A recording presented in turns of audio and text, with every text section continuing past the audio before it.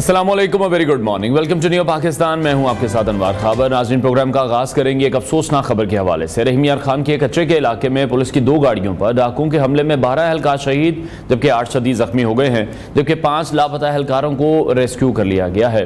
डाकुओं ने कच्चे के इलाके माचका में पुलिस की 2 गाड़ियों पर हमला किया। डाकुओं ने छुट्टी से वापस जाने वाली पुलिस पार्टी को गाड़ी खराब होने पर घेराव करके निशाना बनाया। इंतहाई अफसोसनाक वाकया पेश आया है जिसमें रॉकेट लॉन्चर समेत दीगर जदीद हथियारों से हमला किया गया है।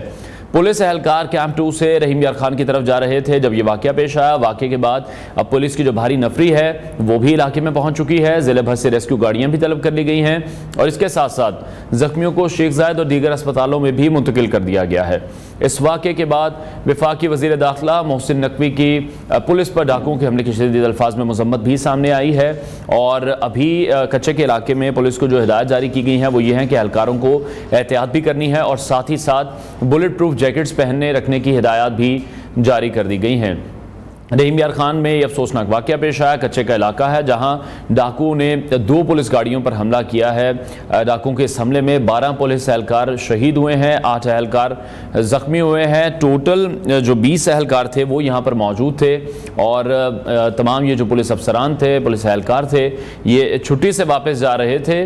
और 5 पुलिस एहलकार जो थे, अब ये बताया जा रहा था कि वो लापता हो गए थे, लेकिन अभी इत्तलात ये मौसूल हो रही है कि उन्हें बाजियाब भी करवा लिया गया है। डाकुओं की तरफ से ये जो अटैक किया गया है इसमें रॉकेट लॉन्चर्स का इस्तेमाल किया गया है और इसके साथ साथ दीगर जदीद हथियारों से हमला किया गया है। और इस वाक़े के बाद पुलिस की जो भारी नफरी है वो भी इलाके तक पहुंच चुकी है। और ये आज से नहीं है, हम बहुत अरसे से देख रहे हैं। अपने प्रोग्राम में भी हम काफ़ी बार देख चुके हैं कि जो कच्चे के इलाके के जो डाकू वहाँ पर मौजूद हैं वो रियासत के लिए भी अब ये देखना है कि अपनी रेड को किस तरह से वहाँ पर कायम करना है। आए रोज़ इस तरह के वाक़यात होते हैं, लोगों को अगवा कर लिया जाता है, डकैतियों के जो वाक़यात हैं वो बहुत ज़्यादा हो रहे हैं। उसके बावजूद वहाँ पर अभी एक ऐसे ऑपरेशन की ज़रूरत है जिसमें इन तमाम तौर लोगों को कैफरे किरदार तक पहुँचाया जाए। इसमें हम देख रहे हैं कि एडिशनल IG जनूबी पंजाब मोहम्मद कामरान भी शेख जायद अस्पताल रहीम यार खान पहुंचे हैं। उन्होंने भी गुफ्तगू की है। उनका कहना है कि ऑपरेशन के लिए टीम भी इस हवाले से तश्कील दे दी गई है।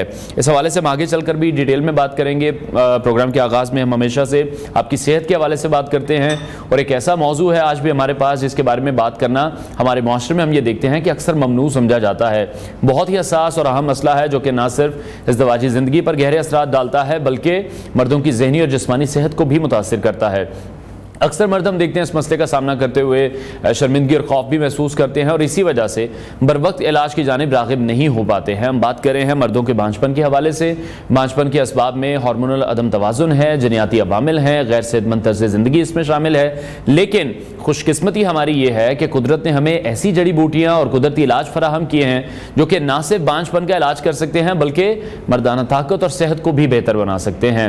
हम इन्हीं कुदरती तरीक़ों पर बात करने जा रहे हैं जो कि मर्दाना बांझपन के इलाज में मौसर साबित हो सकते हैं। जानने की कोशिश हम ये करेंगे कि कौन सी जड़ी बूटियाँ ऐसी हैं, मतवाज़न ग़िज़ाएँ ऐसी कौन सी हैं, कौन सा ऐसा तर्ज़ ज़िंदगी है जिसमें अगर हम चेंजेस ले आते हैं तो फिर जो हमारी सेहत है वो बेहतर हो सकती है और किन चीज़ों से हमें परहेज़ करना भी ज़रूरी है। ख़ास तौर पर इस सेगमेंट उन लोगों के लिए है जो अपनी सेहत का ख्याल रखते हैं और बांझपन जैसे नाजुक मसले का कुदरती और महफूज तरीके से हल चाहते हैं। तो हम भी कोशिश करेंगे कि हम आपको बेहतरीन जड़ी बूटियों, ग़िज़ाई नुस्खों और तर्ज़ ज़िंदगी के उसूलों से आगाह करें जो आपकी ज़िंदगी में खुशगवार तब्दीली ला सकते हैं, ताकि अगर आप या आपका कोई भी अजीज़ इस मसले का शिकार है तो ये वीडियो आपके लिए यकीनन बहुत मुफीद साबित होगी। हमारे साथ मौजूद हैं नामवर हकीम अताउर रहमान साहब ने स्टूडियोज़ में ज्वाइन किया था। साहब बहुत शुक्रिया आपके वक्त के लिए, वेलकम टू न्यू पाकिस्तान। मर्दाना पंच की जब बात करते हैं तो ये कलमिया भी है कि माशरे में इस हवाले से बात नहीं की जाती। पहले तो मैं चाहूँगा आप इस पर ज़रूर कमेंट करें कि जो लोग भी इसका अगर शिकार भी हैं तो उन्हें चाहिए कि वो डॉक्टर से रुजू करें, हुक्मा से रुजू करें और इस मसले को हल करने की कोशिश की जाए। जी, बिस्मिल्लाहिर्रहमानिर्रहीम। बड़ा अहम मौजू है जो आपने लोगों की तवज्जो दिलाई है। अमूमन हमारे माशरे में ख़वातीन को इस मर्ज़ का मुजरिम ठहराया जाता है जी, जबकि WHO की रिपोर्ट और पूरे पाकिस्तान का जो तजिया किया जाए इस टाइम पाकिस्तान में 30 to 40% मेल्स इनफर्टिलिटी का शिकार है। तो हम एक वक्त बहुत वक्त हम ज़ाया कर देते हैं ख़वातीन के ट्रीटमेंट में, या ख़वातीन में अंदर मोटापा है या कोई डॉक्टर कह रहे हैं कि आप मोटापा का ख़त्म करेंगे तो ही आप ठीक होंगी, तो फिर बहुत अरसे बाद जाके मेल्स अपना ज़हन बनाता है कि जी मैं भी अपने आप को चेक करवा लूँ। जब 8-10 साल बाद जब आप चेक करवाते हैं तो पता लगता है तो असल तो नुक्स आप में है, ट्रेंड ही नहीं है यहाँ जी पर। बिल्कुल, ये ट्रेंड ही नहीं है, मानते ही नहीं है इस चीज़ को, और जो कसूरवार है वो फिर ख़वातीन को ठहराया जाता है। जी एब्सोल्युटली, जो कि काफ़ी अनफॉर्चुनेट है। अच्छा, आम जो वजूहात हैं वो क्या हैं, क्या सिम्टम्स हैं इसके, इसका जो ताल्लुक है वो हमारी रोज़मर्रा ज़िंदगी के साथ किस तरह से है? जी, इसमें मोहतरम देखें, मैं अगर इसको हम बुनियादी तौर पे ना कुछ बेसिक रीजंस हैं और कुछ ऑब्स्ट्रक्टिव रीजंस हैं। जी, बेसिक रीजंस के अंदर हमारे अल्लाह पाक ने दिमाग के अंदर ऐसे गदूद बनाए हैं जो कुछ ऐसे हार्मोन सिक्रीट करते हैं जिससे हमारे अंदर स्पर्म्स पैदा होते हैं। मिसाल के तौर पे हमारे दिमाग में अल्लाह ने गदद बनाया, इसको हम कहते हैं पिट्यूटरी ग्लैंड। पिट्यूटरी ग्लैंड हमारे अंदर FSH पैदा करते हैं जो हार्मोन्स मेल फीमेल्स दोनों में बनते हैं। ठीक है, मेल्स के अंदर वो स्पर्म्स को इंक्रीज करते हैं और फीमेल्स में एक्स को इंक्रीज करते हैं। इसी तरह अल्लाह पाक ने हमारे ब्रेन्स के अंदर कुछ ऐसे चीज़ें बनाई जैसे हाइपोथैलेमस। हाइपोथैलेमस क्या है? आपकी बॉडी की pH को कंट्रोल करता है। तो टेस्टिकल के केस के अंदर दोनों चीज़ों का चोली दामन का साथ है, हार्मोन्स का बनना और बॉडी की pH का नॉर्मलाइज होना आपको एक बेहतरीन सेहतमंद जरासीम बैलेंस्ड होना दे सकते हैं। ठीक है। अच्छा, ये बुनियादी तौर पे जब आपके FSH का टेस्ट कराया वो भी ठीक है, या दूसरी बेसिक रीज़न में आपके टेस्टिकल में इंजरी, कोई चोट लगी है या बचपन में आपको कोई मम्स का इशू हो जाता है, कंध पेड़े, ठीक है, बड़ी उम्र में मम्स हो जाते हैं जो बिगाड़ पैदा होता है, उससे भी ये इन्फेक्शन पैदा होती है। सम टाइम ये होता है कि आपका एपिडिडमाइटिस के इशूज़ हो जाते हैं टेस्टिकल के अंदर, उससे भी इशूज़ होते हैं। ये बुनियादी वजूहात हैं। तो अगर बुनियादी वजूहात पेशेंट्स की ठीक हैं तो फिर आपने ऑब्स्ट्रक्टिव रीज़न पे जाना है। ऑब्स्ट्रक्टिव रीज़न ये होती है कि आपकी टेस्टिकल की कुछ ऐसी नालियाँ हैं जहाँ जरासीम जो हैं वो पास आउट होते हैं और वो आगे इंटरकोर्स के दरमियान रिलीज होके तो हमल करार पाता है। तो हकीम साहब, जेनेटिकली भी ये बीमारी शिफ्ट होती है? जी बिल्कुल, जेनेटिकली बहुत से केस ऐसे हैं जिनमें ख़ानदानी तौर पे ये इम्पोटेंसी के इशूज़ हैं या इनफर्टिलिटी के इशूज़ हैं, तो वो बाप दादा में बिल्कुल जर्म्स मौजूद नहीं होते। ठीक है, तो ये मैं समझता हूँ कि ये लालाज मर्जी है। ठीक है, जेनेटिकली इशू। और कौन सी फिर ऐसी अद्वियात हैं, कौन सी ऐसी जड़ी बूटियाँ हैं जिनके थ्रू फिर इलाज भी मुमकिन है? जी जी, असल में देखें, इसके अंदर सबसे पहले मेल्स के अंदर फर्ज करें कि अगर उसके अंदर दो चीज़ें हैं। एक होता है एजोस्पर्मिया। एजोस्पर्मिया के अंदर होता है कि आपकी बॉडी के अंदर 0 स्पर्म्स काउंट है, स्पर्म्स है ही नहीं। ठीक है, तो उसके लिए सबसे पहले पेशेंट को चाहिए, मैं थोड़ा आपका उस सवाल की तरफ आता हूँ कि सीमेंस एनालिसिस का टेस्ट करवाएं। सीमेंस एनालिसिस के अंदर आपकी स्पर्म्स काउंट नॉर्मल है, अगर उनकी मोटेलिटी उनकी जो है उसके अंदर एक्टिव मोटाइल जो है वो 40% से ऊपर हैं तो वो औलाद के काबिल है। इसी तरह कुछ होते हैं जो स्लगिश होते हैं, नीम बेहोश होते हैं, डेड, तो वो देखने पड़ते हैं। 10-15% तो नॉर्मल होते हैं, अगर वो 20% से ऊपर चले जाएं तो वो भी डिजीज़ है। इसी तरह कुछ हमारी बॉडी में जो स्पर्म्स हैं वो डेड होते हैं। अमूमी तौर पे 5-10% डेड होना नॉर्मल बात है, जो हमारा लाइफस्टाइल, जो हमारी खुराक है। लेकिन अगर वो भी 20-25-30% पे चले जाए ना डेड, तो ऑब्वियसली जब डेड और स्लगिश बढ़ेंगे जो एक्टिव जरासीम है वो कम हो जाएंगे। तो एक तो ये कुलिया पेशेंट्स को पता होना चाहिए कि जब भी सीमेंस एनालिसिस का वो टेस्ट करवाएं तो अपनी बुनियादी तौर पे अपनी 2 बार इसको टैली जरूर करें। हमारी जो क्लिनिकल रिपोर्ट्स हैं बाज़ वो भी गलत आ जाती है। हमने बहुत से केस में मुशाहिदा किया है कि एक पेशेंट रिपोर्ट लेके आया, नब्ज़ उसको बता रही है कि ये ठीक है। अब ये बड़ा अजीब मामला है। हम पेशेंट को कहते हैं कि सर आप एक बार दोबारा टैली कर लें और किसी और लैब से टैली कर लें जो मुस्तनद लैब है।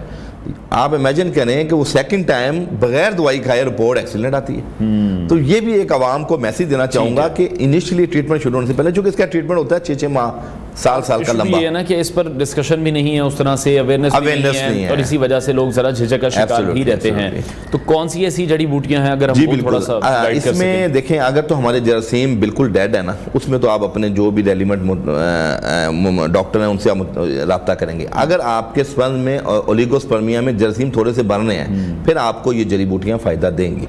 उसके अंदर हमारी ना 3 जड़ी बूटियाँ पाकिस्तान की बड़ी कॉमन जड़ी बूटियाँ हैं, जिसके अंदर संगाड़े, ये फल है बेसिकली, ये खुश्क जो संगाड़े होते हैं ना, इसका पाउडर मिलता है जो हम लोग देसी अद्वियात में इस्तेमाल करते हैं। ठीक है। दूसरी चीज़ मगज़ बनोला, ठीक है, ये भी एक नेचुरल चीज़ है, मगज़ बनोला।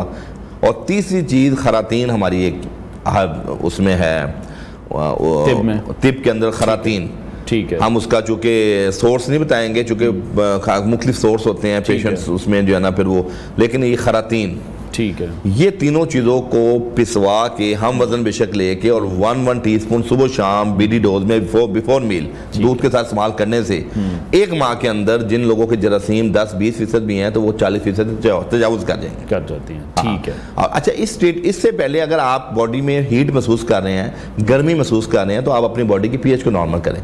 मिसाल के तौर पर हमारे तिब के अंदर जैसे शरबत बजूरी है जी, या आप खुराक के अंदर सब्जियों का इस्तेमाल कसरत से करें, फलों का इस्तेमाल कसरत से करें। मतलब कुछ लोग गोश्तखोर होते हैं, वो डेली मटन खा रहे हैं, बीफ खा रहे हैं, हर खाने के साथ, ठीक है, वो भी आपकी इन्फेक्शन का बायस है। ठीक है, एक्सेस प्रोटीन बॉडी में बढ़ जाए तो उसमें भी ये मामला होता है। कुछ लोग सिगरेट नोशी बहुत करते हैं, अब वो सिगरेट नोशी है या शराब का नशा है या कोई भी नशा कर रहे हैं, तो उन लोगों में ये दवाई भी असर नहीं करेगी और जरासीम डेड रहेंगे। ठीक है। और जब हम लाइफस्टाइल की बात करते हैं, वो इसमें कितना काउंट करता है? जैसे हम लोगों की रूटीन नहीं है एक्सरसाइजेस की, जी जी, तो वो कितना काउंट करता है? देखें, लाइफस्टाइल तो आपकी पूरी बॉडी के अंदर कोई भी मर्ज ऐसा है उसको बेहतर करने में बड़ा मुआविन साबित होता है, खराब करने में भी। और लाइफस्टाइल खराब, सेडेंटरी लाइफस्टाइल होगा तो डेफिनेटली वो आपके अंदर खराबी पैदा करेगा। अच्छा, सेडेंटरी लाइफस्टाइल से बाहर आने के लिए बहुत कंपलसरी है कि सुबह की वॉक कीजिए। ठीक है। अच्छा, एक चीज़ और बता दूं कि हमारे यहाँ एक और बड़ा मसला है कि इंसान सेहतमंद पैदा होता है, सेहतमंद लाइफ गुजारता है, अज़वाजी ज़िंदगी भी ठीक है, फिजिकली तौर पे जो रिलेशन है उसके मेल फीमेल्स के जो आपस में वो भी ठीक है, लेकिन औलाद नहीं हो रही होती। अच्छा, उसके अंदर लाइफस्टाइल काउंट करता है। लाइफस्टाइल क्या जी, आप रात सुबह में आप सो रहे हैं, दोपहर में आप सुबह का नाश्ता कर रहे हैं उठ के, और रात में आप वो लंच कर रहे हैं। ठीक है, बिल्कुल ऐसी लेट नाइट, ठीक है ना, जिस तरह से हम देख रहे हैं, फिर स्नैकिंग अलग से चल रही है, तो वो आपका जो अल्लाह पाक ने एक निज़ाम बनाया है कि सुबह अर्ली इन द मॉर्निंग उठ के जो आपके हार्मोन्स वर्क करते हैं, वो हार्मोन्स तो आपके डेड हुए हैं, वो सिक्रीशंस बन ही नहीं पा रही जिन्होंने उठ के एनर्जेटिक आपको करना है। आप खुद उसको सुला रहे हैं कि भाई मैं तो सोया हूँ, तुम भी सोए रहो। तो ये अल्लाह का निज़ाम है। तो कुदरत के निज़ाम में जब आप मुदाखलत करते हैं तो वहाँ बीमारी पैदा होती है। ठीक है, तो वो अब कौन से ऐसे खाने हैं जो फिर इन तमाम लोगों को अवॉइड भी करने चाहिए, जिनका मसला ज्यादा ना बढ़े या शुरू ही ना हो? जी, देखिए, आजकल हमारा जो मेन रीजन है ना, ये जो चिकन है, बच्चे बहुत इस्तेमाल कर रहे हैं जी। अच्छा, चिकन वैसे तो अगर आप बारबेक्यू में कभी इस्तेमाल कर लें, कभी घर में सालन की शक्ल में इस्तेमाल कर लें, तो शायद उसका इतना नुकसान ना हो। लेकिन ये जो जंक फूड में डेली बेस पे बच्चे जो फ्राइड चिकन यूज कर रहे हैं ना, इसके अंदर केमिकल रिएक्शन पैदा होते हैं, उसके ऊपर फिर आप बोतल पीते हैं, तो ये बॉडी के अंदर मैं समझता हूँ कि कुछ ऐसी इन्फेक्शन है जो आजकल डॉक्टर्स हकीमों की सोच से बालातर हो चुकी है, क्योंकि आम लोगों ने मल्टीपल खानों को पसंद कर लिया है। और फिर देखें, इसमें एक चीज़ बताऊं कि पानी का इंटेक का बड़ा असर है बॉडी में। हमारी बॉडी में 85% बॉडी में पानी है, 15 से 16% खून है।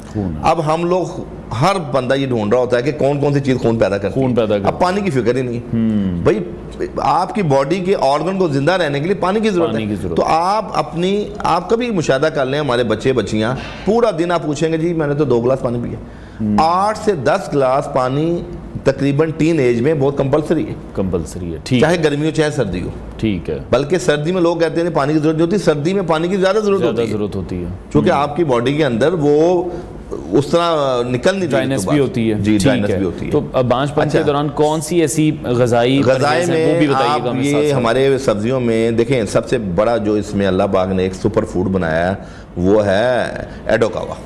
ठीक है, एडोकावा के अंदर विटामिन ई रिच सोर्स में पाया जाता है। इसका जूस पिए, नंबर 1, जिस तरह डॉक्टर एवियन देते हैं, विटामिन ई देते हैं, ठीक है, इसी तरह हमारे जो केला है, केले के अंदर कुछ ऐसी चीज़ें अल्लाह ने बनाई हैं जो मनी को भी गाढ़ा करती हैं, और उसके अंदर जो अल्कलाइन लेवल हैं, एसिडिक लेवल कम करके अल्कलाइन लेवल बढ़ाती हैं। ठीक है, केला आपके लिए बहुत मुफीद चीज़ है। इसके अलावा आपके लिए ना बादाम और मुनक्का, ये जो किशमिश है, नाश्ते के अंदर जो लोग बादाम और किशमिश का इस्तेमाल कसरत से करते हैं, जिंक की डेफिशिएंसी नहीं होती, और ब्रेन्स के जो हार्मोन्स हैं, हाइपोथैलेमस हैं, जिंक उनको प्रॉपर मिलेगा, चूंकि दिमाग की वो खुराक है, सेल्स की खुलियात की वो खुराक है, तो आपकी बॉडी के अंदर तमाम जो सेल्स हैं प्रॉपर वर्क करेंगे, सिक्रीशन मिलेगी। तो बादाम का इस्तेमाल और किशमिश का इस्तेमाल तमाम लोग, चाहे वो स्कूल गोइंग है, चाहे वो टीन एज में है, चाहे वो हमारी एज के हैं, या वो बुढ़ापे में है, सबके लिए बहुत जरूरी है। ये एक हेल्दी नाश्ता है जो ओबेसिटी भी नहीं करता।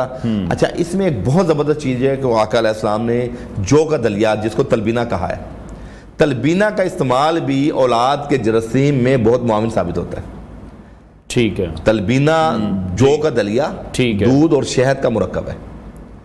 जौ का दलिया दूध में बनाओ, उसमें शहद मिला लें, कुछ खजूरें डाल लें, ठीक है, ये आपका तलबीना तैयार है। हाँ, उसमें आप बादाम भी डाल सकते हैं अगर आपने बादाम किशमिश लेने। मॉडरेशन में बेहतरीन न्यूट्रिशन ब्रेकफास्ट है, आपकी पूरी बॉडी की जितनी कीमियावी कमी उसको पूरा करेगा। ठीक है। अच्छा, इसके अलावा सब्जियों में वो शख्स जिनमें जर्म्स के इश्यूज हैं, स्पर्म्स के इश्यूज हैं, वो लोग टिंडों का इस्तेमाल ज्यादा करें, कद्दू का इस्तेमाल ज्यादा करें, ठीक है, तोरियों का इस्तेमाल ज्यादा करें, और इसी तरह शलजम का इस्तेमाल ज्यादा करें। ये वो सब्जियां जिसके अंदर अल्लाह पाक ने रोगनियात रखे हैं, और रोगनियात जब आपकी बॉडी की खुश्की दूर होती है, तरावट बहाल होती है, तो आपके जितने बॉडी के हार्मोन्स हैं वो अपना वर्क तेज कर देते हैं। ठीक है, ये वो मैकेनिज्म है जो बुनियादी मैकेनिज्म है। यानी अगर आपने एक वक्त में स्पाइसी खाना खाया है तो दूसरे वक्त आपको दूध पीना है, दही खाना है या कोई सब्जी खानी है, तो वहां आपकी बॉडी का एतदाल बहाल हो जाएगा, तो वहाँ बीमारी का उनसे कम होगा। एक लास्ट कमेंट मैं आपसे चाहूंगा कि जब भी इसका इलाज शुरू किया जाता है तो इलाज तवीलुल मुद्दती है या फिर डिफरेंट केसेस में डिफरेंट तरीके से रिजल्ट आता है? नहीं, इसका इलाज लंबा होता है, 3 माह से लेकर 6 माह तक ट्रीटमेंट होता है। ठीक है।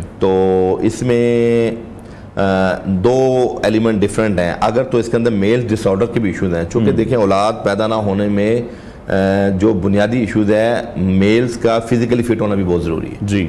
अगर उसके अंदर प्री मैच्योर एजुकेशन का इशू है, सूरत अंदाज का, या इरेक्टाइल डिसफंक्शन का इशू है, तो वो आपकी बॉडी में जर्म्स पूरे भी होंगे, तो मशीनरी अगर फॉल्टेड होगी तो डेफिनेटली आप औलाद के काबिल नहीं होंगे। ठीक है, बहुत शुक्रिया हकीम अताउर रहमान साहब, हमारे साथ इन कॉन्वर्सेशन थे। नाज़रीन, ब्रेक लेते हैं, ब्रेक के बाद आपको दोबारा ज्वाइन करेंगे।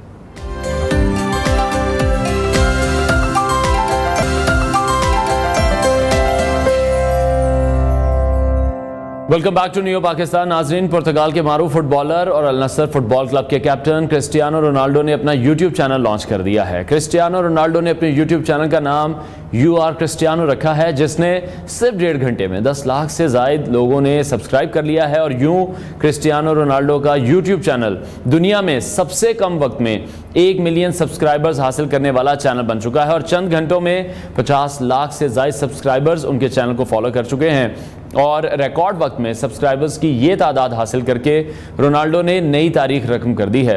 रोनाल्डो पहले ही सोशल मीडिया के मुख्तलिफ प्लेटफॉर्म्स पर 917 मिलियन से ज़ायद फॉलोअर्स के साथ सबसे ज़्यादा फॉलो किए जाने वाले खिलाड़ी हैं, जिसकी बदौलत वो हम देख रहे हैं कि पेड स्पॉन्सरशिप्स के लिहाज से दुनिया के महंगे तरीन एथलीट तस्वुर किए जा रहे हैं। और इस वक्त जब मैं आपके साथ ये न्यूज़ शेयर कर रहा हूँ, उनके जो सब्सक्राइबर्स हैं यूट्यूब पर इस वक्त 29 मिलियन के करीब पहुँच चुके हैं। यूट्यूब पर अपनी इब्तदाई वीडियो में स्टार फुटबॉलर का कहना था कि वो तवील अरसे से इस बारे में सोच रहे थे और आखिरकार उन्हें इसे हकीकत में बदलने का मौका मिल गया।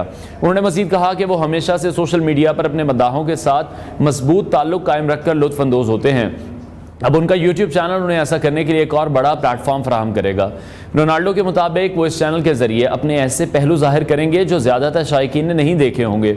इसके साथ साथ वो मुख्तलिफ मौज़ूआत पर मुतअद्दिद मेहमानों की एक इंटरव्यू सीरीज़ भी शूट करेंगे।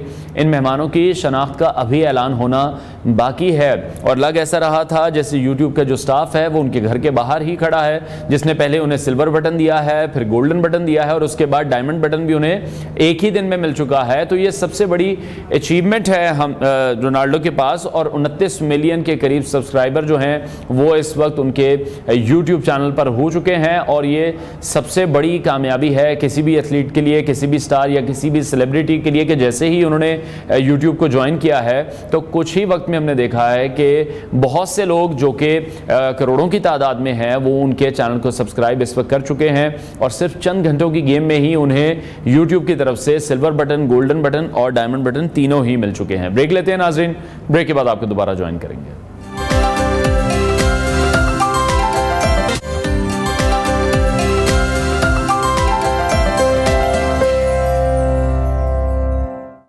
Welcome back to new Pakistan. अब हम बात करेंगे एक ऐसी कामयाबी की जो हर पाकिस्तानी के लिए फख्र का बायस है। इंटरनेशनल ओपन ताइक्वांडो चैंपियनशिप 2024 अपने नाम करने वाले फ़हीम महसूद ने एक बार फिर से अपनी सलाहियतों का लोहा मनवा लिया है। उनकी ये कामयाबी न सिर्फ उनकी मेहनत और अज़्म की अक्कासी करती है बल्कि मुल्क के लिए भी एक बड़ा एजाज़ है। फ़हीम महसूद ने दुनिया भर के बेहतरीन खिलाड़ियों के दरमियान अपनी बेहतरीन कारकर्दगी दिखाते हुए ये टाइटल जीता है, जिस पर उन्हें और उनके चाहने वालों को बेहद फ़ख्र है। मार्शल आर्ट्स का खेल बिल्कुल भी आसान नहीं होता। इसमें हरीफ को हराने के लिए सिर्फ सख्त मेहनत ही काफ़ी नहीं है, बल्कि उसे जिस्मानी और जहनी तौर पर भी चैलेंजेस का सामना करना पड़ता है। पाकिस्तानी नौजवान खिलाड़ी अपनी लगन, महारत और उम्दा कारकर्दगी के साथ दुनिया को मुतासिर करते रहते हैं। हम अपने शो में इन्हीं पाकिस्तानी हीरोज़ को मदऊ करते हैं और उनकी कारकर्दगी को सराहते हैं। जिस तरह से अरशद नदीम ने पेरिस ओलंपिक्स में पाकिस्तान को 40 साल बाद गोल्ड मेडल दिलवाकर मुल्क व कौम का नाम पूरी दुनिया में रोशन किया है, इसी तरह से बहुत से पाकिस्तानी खिलाड़ी हैं जो कि दुनिया भर में मुल्क व कौम के लिए अच्छी खबरें लाने में मसरूफ़ हैं। इन्हीं में उभरते हुए सुपरस्टार्स में फ़हीम महसूद भी शामिल हैं, जिन्होंने बैनुल-अक़वामी ताइक्वांडो के मैदान में नुमाया मकाम हासिल किया है। आज हमारे साथ मौजूद हैं, उनसे मज़ीद बात भी करेंगे। फ़हीम, बहुत शुक्रिया आपके वक्त के लिए। Welcome to new Pakistan. सबसे पहले आपको बहुत बहुत मुबारकबाद। आपके इस सफ़र के बारे में हम जानना चाहेंगे, किस तरह की रही ये जर्नी और आपने इस कामयाबी को कैसे हासिल किया, कितनी मेहनत थी इसके पीछे? एक्चुअली मुझे बचपन से ही शौक़ था मार्शल आर्ट्स का ना, तो बचपन से ही मैंने इस गेम का स्टार्ट ले लिया था। 2004 से मैंने गेम का स्टार्ट ले लिया था और 2005 और 6 तक डिवीज़नल लेवल पे, प्रोविज़नल लेवल पे और फिर नेशनल लेवल पे compete किया। उसके बाद मेरी सिलेक्शन हुई world junior taekwondo championship 2006 Vietnam में जो हुई थी, उसके लिए मेरी सिलेक्शन हुई थी। तो उसमें भी मेरी काफ़ी अच्छी फ़ाइट्स रही थी। तो उसके बाद थोड़ा काफ़ी गैप आ गया था इवेंट्स में, तो उसके बाद दोबारा एक स्टार्ट लिया था 2014 और 15 में। तो उसके बाद नेशनल और इंटरनेशनल लेवल पे compete करता रहा।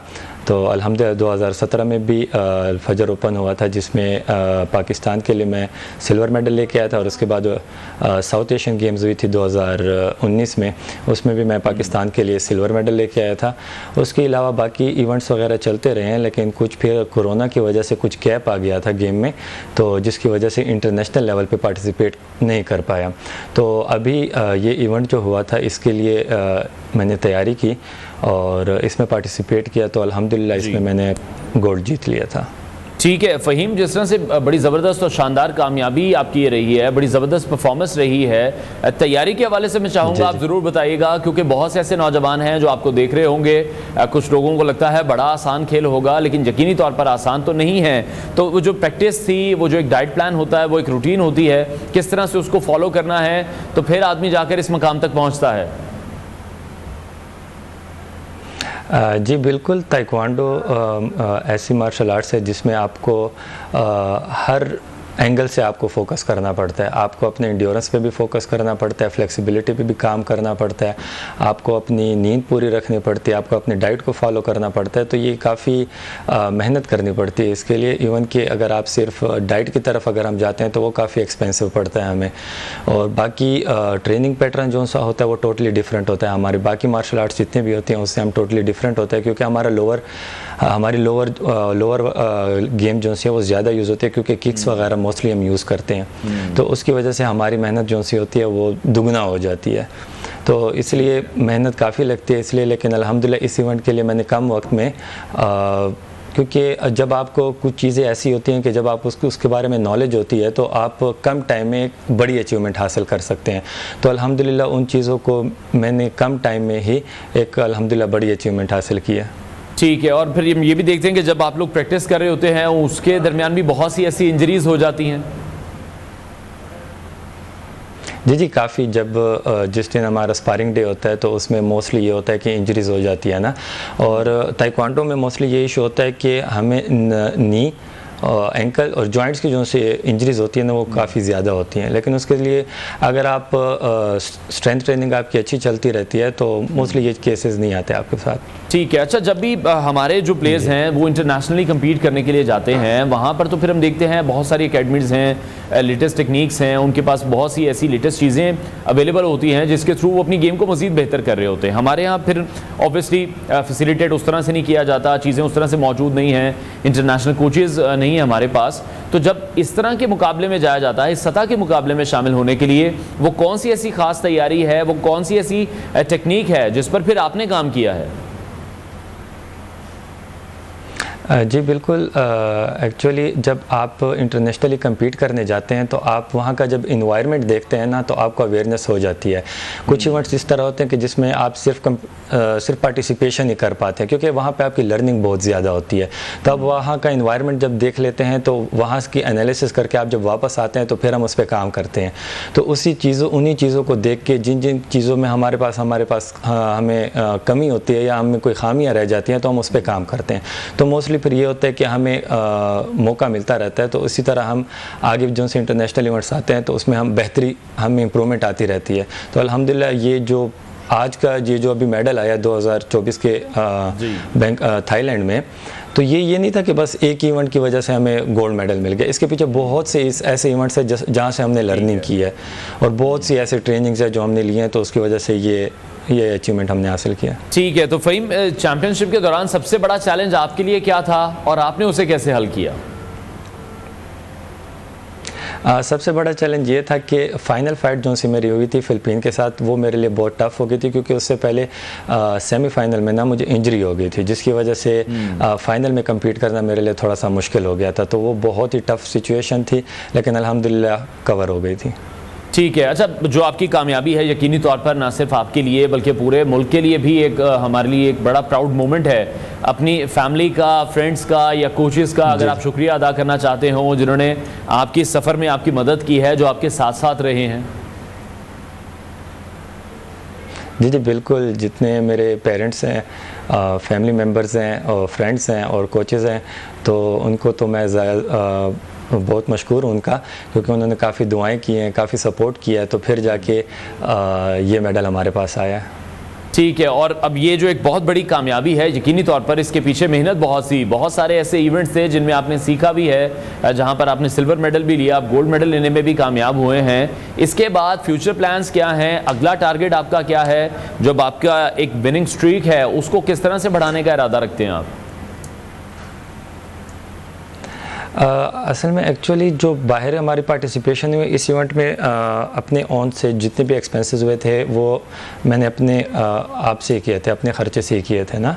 तो इसी तरह अगर गवर्नमेंट हमें इस लेवल पे सपोर्ट करेगी तो इससे हमें एक बहुत अच्छी सपोर्ट मिल जाती है। फिर अगर आप इवेंट्स की आपकी पार्टिसिपेशन अच्छी चलती रहती है, तो ओलंपिक्स जैसी गेम्स होती हैं तो उसमें हमें एक क्वालिफिकेशन का मौका मिल जाता है, तो वहाँ पर कम्पीट करने का और ओलंपिक्स में मेडल लेने का हमें अच्छा मौका मिल जाता है। जैसे अरशद भाई का आया था, तो इसी तरह बाकी गेम्स जितनी भी अगर उसमें गवर्नमेंट सपोर्ट करती है तो टैलेंट हमारे पास है पाकिस्तान में, तो हम कर सकते हैं। ठीक है, चलें, हमारी तो कोशिश है कि इस प्रोग्राम के थ्रू भी हम गवर्नमेंट को भी ये मैसेज दें, ऑफिशियल्स को भी ये मैसेज दें कि ताइक्वांडो पर भी काम किया जाए ताकि ओलंपिक से भी हम गोल्ड मेडल लेकर आ सकें। अच्छा, मार्शल आर्ट्स में कामयाब होने के लिए अब जो नौजवान खिलाड़ी हैं जो आपको देख रहे हैं, उनको आप क्या एडवाइस करना चाहेंगे, क्या मशवरा देना चाहेंगे? आप क्या समझते हैं कौन सी ऐसी बेस्ट एज है जिसमें हमें ताइक्वांडो पर काम शुरू कर देना चाहिए? बेसिकली मेरी तो एक रिक्वेस्ट है, जितने भी पेरेंट्स अगर मुझे सुन रहे हैं तो उनसे मेरी ये रिक्वेस्ट है कि वो अपने बच्चों को स्पोर्ट्स की तरफ लेके जाएं, क्योंकि स्पोर्ट्स फिज़िकल एक्टिविटी ऐसी है कि जिससे आप मेंटली भी फिट रहते हैं और फिज़िकली भी फिट रहते हैं। तो जब आप मेंटली और फिज़िकली दोनों फिट रहते हैं तो एक आप अच्छा डिसीजन ले सकते हैं। मोस्टली लोग ये समझते हैं कि एजुकेशन की वजह से शायद स्पोर्ट्स की इन्वॉल्वमेंट की वजह से हमारी एजुकेशन रह जाएगी, तो ऐसा कोई भी इशू नहीं है। अगर हम स्पोर्ट्स के लेके जाए, जिस तरह मैं खुद भी मैंने डबल मास्टर किया हुआ है, एक स्पेशल एजुकेशन में और हेल्थ एंड फिज़िकल एजुकेशन में, एंड देन एमफिल किया हुआ है special health and physical education में, तो दोनों चीज़ों को आप पैरेलल लेके चल सकते हैं। तो ये एक अगर हम स्पोर्ट्स एक्टिविटी करते हैं तो इस तरह आजकल हमारे माशरे में ड्रग्स का फैलाव बहुत ज़्यादा हो गया है और बाकी भी ऐसे काफ़ी चीज़ें हैं जिसकी वजह से स्टूडेंट्स हो गए, पेरेंट्स हो गए, वो मोस्टली स्ट्रेस में रहने, डिप्रेशन में रहने लग गए हैं। तो वाहिद एक स्पोर्ट्स ऐसी एक्टिविटी है, अगर हम उस पर ग्रास रूट लेवल पे काम करेंगे तो हमें उससे बहुत फ़ायदा होगा, इवन के पेरेंट्स को भी फ़ायदा होगा और मुल्क को भी बहुत फ़ायदा होगा। जब हम ग्रास रूट लेवल पे जूनियर बच्चों पे काम करेंगे तो वो बहुत अच्छा रिजल्ट मिलेगा हमें। ठीक है, अच्छा फ़हीम, जिस तरह से आपने भी बहुत से इंटरनेशनल जो मुकाबले हैं उनमें आपने हिस्सा लिया है, सबसे ज़्यादा किस मुकाबले में आपको लगा कि ये बड़ा यादगार लम्हा है, ये मुकाबला बड़ा टफ रहा है, और क्या उसकी रीज़न थी? 2016 ओलंपिक्स क्वालिफाइंग राउंड हो रहे थे रियो के लिए, तो वहाँ पे जो मेरी फ़ाइट चल रही थी वो क्वालिफ़िकेशन के बस एक स्टेप की दूरी पे ही थी, लेकिन उसमें कुछ इशू इस तरह हो गया था कि जिसमें डिस्क्वालिफ़िकेशन हो गई थी, तो उसका मुझे काफ़ी अफसोस रहा था, क्योंकि वहाँ पे मैंने बहुत मेहनत की थी ओलंपिक्स में क्वालिफाई होने के लिए और ओलंपिक्स मुझे बस एक स्टेप की दूरी पे ही था। चलें, हम उम्मीद करते हैं कि दोबारा से आपको ये मौका ज़रूर मिले और ओलंपिक्स में जाने की आपकी जो ख्वाहिश है, जो पाकिस्तानियों के लिए गोल्ड मेडल लाने की आपकी ख्वाहिश है ओलंपिक्स में से, वो भी ज़रूर पूरी हो। अच्छा, आपके ख्याल में लास्ट कमेंट में आपसे चाहूँगा कि ताइक्वांडो की अगर हम बात करें या दूसरे मार्शल आर्ट्स के खेलों की हम बात करें, उसके फ़रोग़ के लिए आपको क्या लगता है पाकिस्तान स्पोर्ट्स बोर्ड को क्या करना चाहिए? गवर्नमेंट को कौन से ऐसे इक़दाम हैं जो वो करें तो ये जो स्पोर्ट है ये भी हमारे लिए बहुत से मेडल्स ला सकता है? अगर हमारे पास जितने भी हमारे स्पोर्ट्स पर्सन हैं, एथलीट हैं, हमारे पास टैलेंट है, लेकिन टैलेंट भी तभी आगे आएगा जब आप उनको रिवार्ड देंगे। स्पोर्ट्समैन अपनी काबिलियत पे वो एक मेडल आपको दे सकते हैं, लेकिन अगर उनको रिवार्ड नहीं मिलेगा तो उनकी गेम रह जाएगी। इसी तरह स्टेप बाय स्टेप अगर उनको रिवार्ड्स मिलते रहेंगे तो वो अपने मुल्क के लिए जितने भी स्पोर्ट्स हैं, इवन के मार्शल आर्ट से हट के भी अगर हम बाकी गेम्स को भी देखें तो उसमें गवर्नमेंट की तरफ से कोई भी इस तरह की सपोर्ट नहीं मिल रही उनको कि जिसकी वजह से वो अपने फ्यूचर को सिक्योर कर सकें, अपनी गेम को कंटिन्यू कर सकें। तो इसलिए पीएसबी को और गवर्नमेंट ऑफ पाकिस्तान को चाहिए कि वो कंप्लीटली जितना भी होल पैकेज है, लाइक उसमें अगर हम डाइट की बात करें, अगर उसमें हम हॉस्टल्स की बात करें, अगर उसमें हम जितनी भी फैसिलिटीज़ हैं, जिम इक्विपमेंट्स हो गए, बाकी भी जितने जो गेम से रिलेटेड इक्विपमेंट्स हैं, अगर वो जो एडवांस चल रहे हैं अगर वो प्रोवाइड कर दिए जाएं तो मैं कहता हूं कि ओलंपिक्स में हमारे बच्चे जितने भी हैं पाकिस्तान के टैलेंट इंशाल्लाह नेक्स्ट, आप इस दफ़ा अगर आपको 7 दिख रहे हैं तो नेक्स्ट में आपको तकरीबन अराउंड 70 भी दिख सकते हैं, लेकिन अगर उनको सपोर्ट किया जाए इंशाल्लाह। चलें, हम उम्मीद करते हैं कि पाकिस्तान स्पोर्ट्स बोर्ड और गवर्नमेंट ज़रूर इस पर काम करेगी। बहुत शुक्रिया ताइक्वांडो चैंपियन फ़हीम महसूद हमारे साथ इन कॉन्वर्सेशन थे। ब्रेक लेते हैं नाज़रीन, ब्रेक के बाद आपको दोबारा ज्वाइन करेंगे।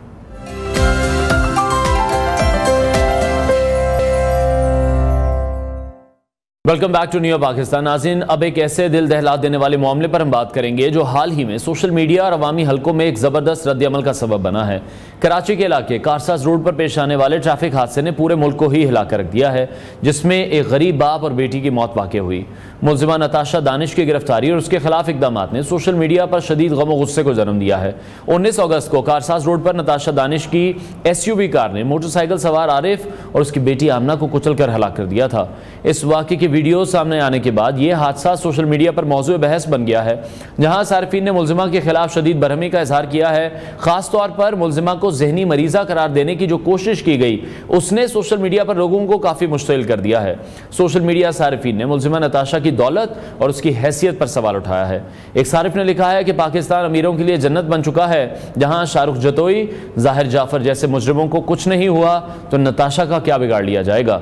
एक और सारिफ ने सवाल उठाया कि जहनी मरीजा होने के बावजूद नताशा दानिश 2 कंपनियों की चीफ एग्जीक्यूटिव और 7 कंपनीज की डायरेक्टर कैसे हो सकती है।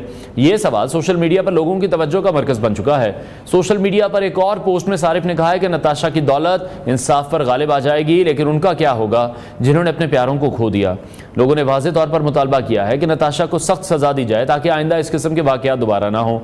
बहुत से सारिफीन ने हादसे में जान बहा कामना और आरिफ के लवाहिकीन के साथ इजहार ताज़ियत करते हुए इंसाफ की अपील भी की है। उनका कहना है कि पैसा और हैसियत किसी भी मुजरिम को बचाने का हक नहीं देती और इंसाफ के तकाजे भी पूरे करने चाहिए। यह वाक़या हमारे लिए एक याद दहानी है कि हम सबको इंसाफ के तकाजे पूरे करने के लिए मिलकर काम करना होगा। हमें उम्मीद है कि कानून नाफिज करने वाले इदारे इस मामले को संजीदगी से लेंगे और मुतासरा खानदान को इंसाफ भी फराहम किया जाएगा। इस वाक़े के बारे में मजीद अपडेट्स के लिए कराची से हमारे साथ हमारी कॉरेस्पॉन्डेंट समिया खुर्शीद मौजूद हैं, जो कि लवाहिकीन के साथ इस वक्त मौजूद हैं। समिया, हमें इस हवाले से मजीद अपडेट कीजिएगा। जी, सानिया है कारसाज, जिस पर बेहंगम तरीके से दौड़ते एक 4x4 डाले के ड्राइवर ने एक मेहनत कश तबके के बाप बेटी को बेदर्दी से कुचल डाला। तेज़ रफ्तार इस डाले की जो ड्राइवर हैं वो इस वक्त ज़ेरे हिरासत हैं और इस वक्त मैं मौजूद हूँ उस घर में जहाँ पर ये जो बाप बेटी हैं वो रहते थे और मेरे साथ उनके लवाहिकीन मौजूद हैं। इस वक्त यहाँ पर सोग की फ़िज़ा है। ना सिर्फ यहाँ पर सोग मनाया जा रहा है बल्कि पूरे पाकिस्तान में इस वक्त एक सोग का सा आलम है और मीडिया पे जहां इसके हवाले से भरपूर रिपोर्ट्स चल रही हैं तो वहीं हम देख रहे हैं कि सोशल मीडिया पर भी एक रद्द-ए-अमल, बहुत ज़्यादा भारी रद्द-ए-अमल सामने आ रहा है, जिसमें लोग यही कह रहे हैं कि खून का हिसाब दो और लवाहिकीन का खून का हिसाब दो, लवाहिकीन को इंसाफ दो। ये हैशटैग इस वक्त सोशल मीडिया पर गर्दिश में है क्योंकि लोग ये चाहते हैं कि इन लोगों को इंसाफ मिले। मेरे साथ इस वक्त जो मरने वाले हैं उनके लवाहिकीन मौजूद हैं, उनके छोटे भाई मौजूद हैं। हम इनसे कुछ सवालात करेंगे और उसके जवाबात इनसे तलब करेंगे। अस्सलाम वालेकुम सर, बहुत अफसोसनाक वाक़या पेश आया। मेरे कुछ सवालात आपसे हैं कि आप क्या समझते हैं कि इस हादसे के बाद जो एक ट्रेंड चल रहा है कि खून का हिसाब दो, लवाहिकीन को इंसाफ दो, तो इस हवाले से पाकिस्तानी अवाम आप लोगों के साथ है, सोशल मीडिया आप लोगों के साथ है, मगर वहीं कुछ लोग जहां शदीद गम गुस्से में, तो वहीं कुछ लोग ये सवाल भी उठाने कि कहीं ऐसा तो मामला ना हो जाए कि रफ़ा दफ़ा हो जाए मामला और पैसे लेके या कुछ, क्या हिसाब? देखिए, यहाँ पर जो सबसे इम्पॉर्टेंट बात यह है कि ये जो पाकिस्तानी अवाम की वजह से ये केस आज तक ज़िंदा है। आज जो है सिर्फ 3 ही दिन हुए, 19 तारीख को मेरे भाई की शहादत हुई है, भतीजी की शहादत हुई है, और जो है ये जो पराडो है जिसने दरिंदगी के साथ जो है ये उनको कुचला है, तकरीबन 50 मीटर इतनी ज़ोर से हिट किया कि 50 मीटर दूर जाके जो है वो मेरा भाई और मेरी भतीजी जो है सड़क पे गिरी है, और फ़ौरन ही जिसमें जो है मेरे भाई की जान चली गई। तो मैं समझता हूँ कि जो जिस तरीके का माहौल यहाँ पे बनता चला जा रहा है कि ये वक्त आ गया है कि एक मिसाल कायम होनी चाहिए, और अगर ये मिसाल अभी भी कायम नहीं हुई तो फिर इस मुआशरे के ऊपर से तमाम गुरबा जो इस मुल्क की 80% आबादी से ज़्यादा है, उन सब का दिल जो है टूटेगा। मैं उन सब की नुमाइंदगी कर रहा हूँ इस वक्त, और मैं किसी भी तरह से मुझे पीछे नहीं हटना है।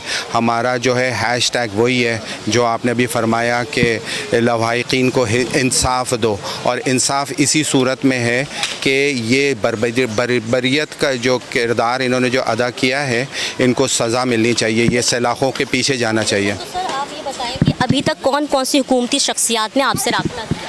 देखिए, तकरीबन सारी जो पॉलिटिकल पार्टीज़ हैं उनके अहदेदारान जो है वो यहाँ पे शामिल हुए हैं। हम ख़ास तौर पे आमिर चिश्ती साहब जो कि एक सेनेटर हैं, वो सबसे पहले तशरीफ़ लाए थे, और पहले दिन से उन्हीं की काविशों की वजह से जो हमें हॉस्पिटल में, जिन्ना हॉस्पिटल में जो रुकावटें आ रही थी, उन्हीं की तवज्जो की वजह से और उन्हीं की मदद की वजह से जो है वहाँ पे वो प्रोसीडिंग्स कुछ आगे जल्दी बढ़ी, वरना तो वहाँ का जो इंतज़ामिया था उसी वक्त ऐसा महसूस होता था कि जो है शायद वो सब के सब इन्फ्लुएंस के में आ गए हैं। और इसके अलावा सईद गनी साहब भी तशरीफ़ लाए, मैडम मिनिस्टर साहिबा फॉर वुमेन एम्पावरमेंट वो भी तशरीफ़ लाई, और तमाम वो PTI से भी जो रहनुमा है वो भी तशरीफ़ लाए, जमात इस्लामी, जमात दावा, सारे ही पॉलिटिकल पार्टीज़ और हुक्मरान हुकूमत से जो लोग ताल्लुक़ है वो तशरीफ़ लाए। शर्मिला साहिबा जो हैं वो भी आने का कह रही हैं, तो कल वो भी आना चाह रही हैं। तो केस पर क्या पेशरफ्त हुई है और मुलजिमा की फैमिली ने किस किस्म का रब्ता किया या किसी किस्म की धमकियाँ मौसूल हुई हैं? देखिए, सबसे पहली बात तो ये है कि हमारे लॉयर के साथ ये गुफ्तगू हो रही है कि इसमें 114 की भी दफ़ा शामिल की जाए FIR में, जो कि अभी नहीं है। पहले उन्होंने सारी ऐसी दफ़ाएं शामिल की थी जिसमें जो है बेलेबल थी, लेकिन जो है अल्लाह का शुक्र है कि कुछ ऐसे नेक लोगों की इंटरफेरेंस की वजह से उसमें 322 की दफ़ा भी शामिल की गई। अब हमारी डिमांड ये है कि इसमें 114 की दफ़ा भी शामिल की जाए, ताकि अगर ये जहनी मरीज़ा हैं तो जो है, और 5 साल का इनका इलाज चल रहा है, तो वो शख्स भी इसमें इम्प्लिकेट हो जो कि जो है जो गाड़ी देने का ज़िम्मेदार बना है। जी सर, मेरा एक सवाल आपसे और ये है कि हुकूमत से आपका क्या मुतालबा है? देखिए, हुकूमत से मैं क्या मुतालबा करूं, मैं तो मुतालबा करता हूं रियासत से और रियासत के इदारों से, बिलखुसूस पुलिस के इदारे से, बिलखुसूस जो है इंसाफ के इदारे से। मैं गुजारिश करता हूं चीफ़ जस्टिस ऑफ पाकिस्तान से, मैं गुजारिश करता हूं चीफ़ जस्टिस ऑफ सिंध से कि जो है वो मुझे एज़ आ पाकिस्तानी होने के नाते इंसाफ दें, और मुझे इंसाफ देने का मतलब मेरे भाई को इंसाफ दें, और मेरे भाई को इंसाफ देने का मतलब है कि इस मुल्क के वो 90% अवाम को इंसाफ दें जो इसी तरह से जो गुर्बत के हिस्से में जो है अकड़े हुए हैं, जकड़े हुए हैं, और ये जो चंद लोग जो हैं उनको जो है हैवान समझते हैं, उनको जानवर समझते हैं, कीड़ा मकोड़ा समझते हैं। कोई पैर के नीचे कुचल देता है, तो कोई गाड़ी से कुचल देता है, तो कोई डाला से कुचल देता है। बस यही आपको हर चंद हफ्तों के बाद, चंद महीनों के बाद इसी किस्म के वाक़े आते रहते हैं। मेरी ख़ास गुजारिश है सोशल मीडिया के साथियों के साथ, अवाम के साथ और ये टीवी चैनल्स वालों के साथ, देखिए ये वक्त गुजर जाएगा, हम तो खड़े हुए हैं। आपने मुझसे सवाल पूछा कि कहीं हम जो है किसी किस्म के कॉम्प्रोमाइज़ तो नहीं कर लेंगे। मेरा सवाल आपसे है, क्या आप हमें अकेला छोड़ेंगे? मेरा हैशटैग है कि क्या आप हमें अकेला छोड़ेंगे, ये मेरा सवाल है आपसे। आप अगर अकेला नहीं छोड़ेंगे तो हम आखिर तक जाएंगे और कोई हमारा इरादा नहीं है कि इनके किसी भी किस्म के कॉम्प्रोमाइज़ करने का। बहुत बहुत शुक्रिया। आपने सुना कि लवाहिक किंग का यही कहना है कि हम किसी भी किस्म का कॉम्प्रोमाइज़ नहीं करेंगे और इस वक्त शोबिज़ की शख्सियात भी इस वाक़ये को लेके काफ़ी ज़्यादा गम गुस्से में हैं और वो भी इंसाफ का मुतालबा ही कर रहे हैं। और इस वक्त मैं आपको बताऊं कि सोशल मीडिया पे यही हैशटैग चला हुआ है कि खून का हिसाब दो, लवाहिक किंग को इंसाफ दो, लवाहिक किंग का साथ दो, ये इस वक्त हैशटैग है। अगर इस केस में सही तरीके से इंसाफ नहीं मिला लवाहिक किंग को तो जो खौफ की अलामत समझे जाने वाली है 4x4 डाले होते हैं, ये मज़ीद आम शहरियों के लिए खौफ की अलामत बन जाएंगे। तो यहाँ पर मौजूद लोगों का भी यही कहना है कि हमें इंसाफ चाहिए, हम इंसाफ के तलबगार हैं। अगर यहाँ पर मौजूद लवाहिक किंग का यही कहना है कि अगर हमें इंसाफ नहीं मिला तो हम यही समझेंगे कि VIP कल्चर को शायद यहाँ पर प्रमोशन मिलती है और एक आम आवाम के लिए कानून से इंसाफ लेना इतना आसान नहीं। बहुत शुक्रिया सुमैया खुर्शीद, हमें इस हवाले से अपडेट कर रही थी। लवाहिक किंग का मौक़िफ़ भी आपने मुलाहिज़ा किया और उनका यही कहना था कि अगर अवाम हमारे साथ है, मीडिया हमारे साथ है, तो हम भी किसी सिचुएशन पर भी कॉम्प्रोमाइज़ नहीं करेंगे। अनफॉर्चुनेटली बहुत से केसेस इस तरह के पहले भी हो चुके हैं जिसमें फिर हमने देखा कि किसी न किसी तरह प्रेशराइज़ कर लिया जाता है या फिर लवाहिक किंग के साथ कोई ना कोई डील कर ली जाती है। लेकिन अभी आरिफ साहब के जो भाई मौजूद थे वो गुफ्तगू कर रहे थे और उनका ये कहना था कि सिर्फ सोशल मीडिया के प्रेशर की वजह से, अवाम के प्रेशर की वजह से ये केस अभी तक जिंदा है। और साथ ही साथ हम ये भी देख रहे हैं कि जो सोशल मीडिया सार्फिन हैं वो बड़े गम गुस्से में दिखाई दे रहे हैं। आरिफ साहब के जो भाई गुफ्तगू फरमा रहे थे उनका ये कहना था कि चीफ जस्टिस ऑफ पाकिस्तान से भी अपील करते हैं कि उन्हें इस केस में इंसाफ ज़रूर दिलवाया जाए। लवाहिक किंग का जो मौक़िफ़ था वो भी हमने सुना है, दियत का कानून भी पाकिस्तान में मौजूद है और ऐसे बहुत से अनफॉर्चुनेट वाक़यात ऐसे किस्से पहले भी हो चुके हैं जहाँ पर हमने देखा कि लवाहिक किंग को प्रेशराइज़ किया जाता है और फिर कहीं ना कहीं सेटलमेंट ज़रूर कर ली जाती है। ब्रेक लेते हैं नाज़रीन, ब्रेक के बाद आपको दोबारा ज्वाइन करेंगे।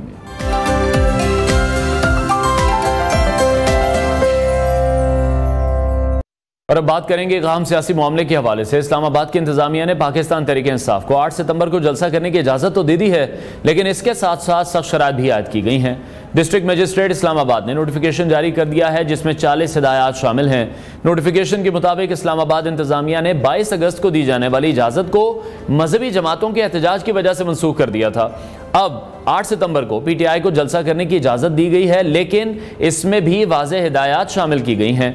नोटिफिकेशन में बताया गया है कि पाकिस्तान तहरीक इंसाफ के जलसे के दौरान सिक्योरिटी फराहम की जाएगी और किसी भी शहरी के बुनियादी हुकूक को मुतासर नहीं किया जाएगा, लेकिन जलसा शाम 4 बजे शुरू करना होगा और 7 बजे तक जलसे को ख़त्म करना होगा।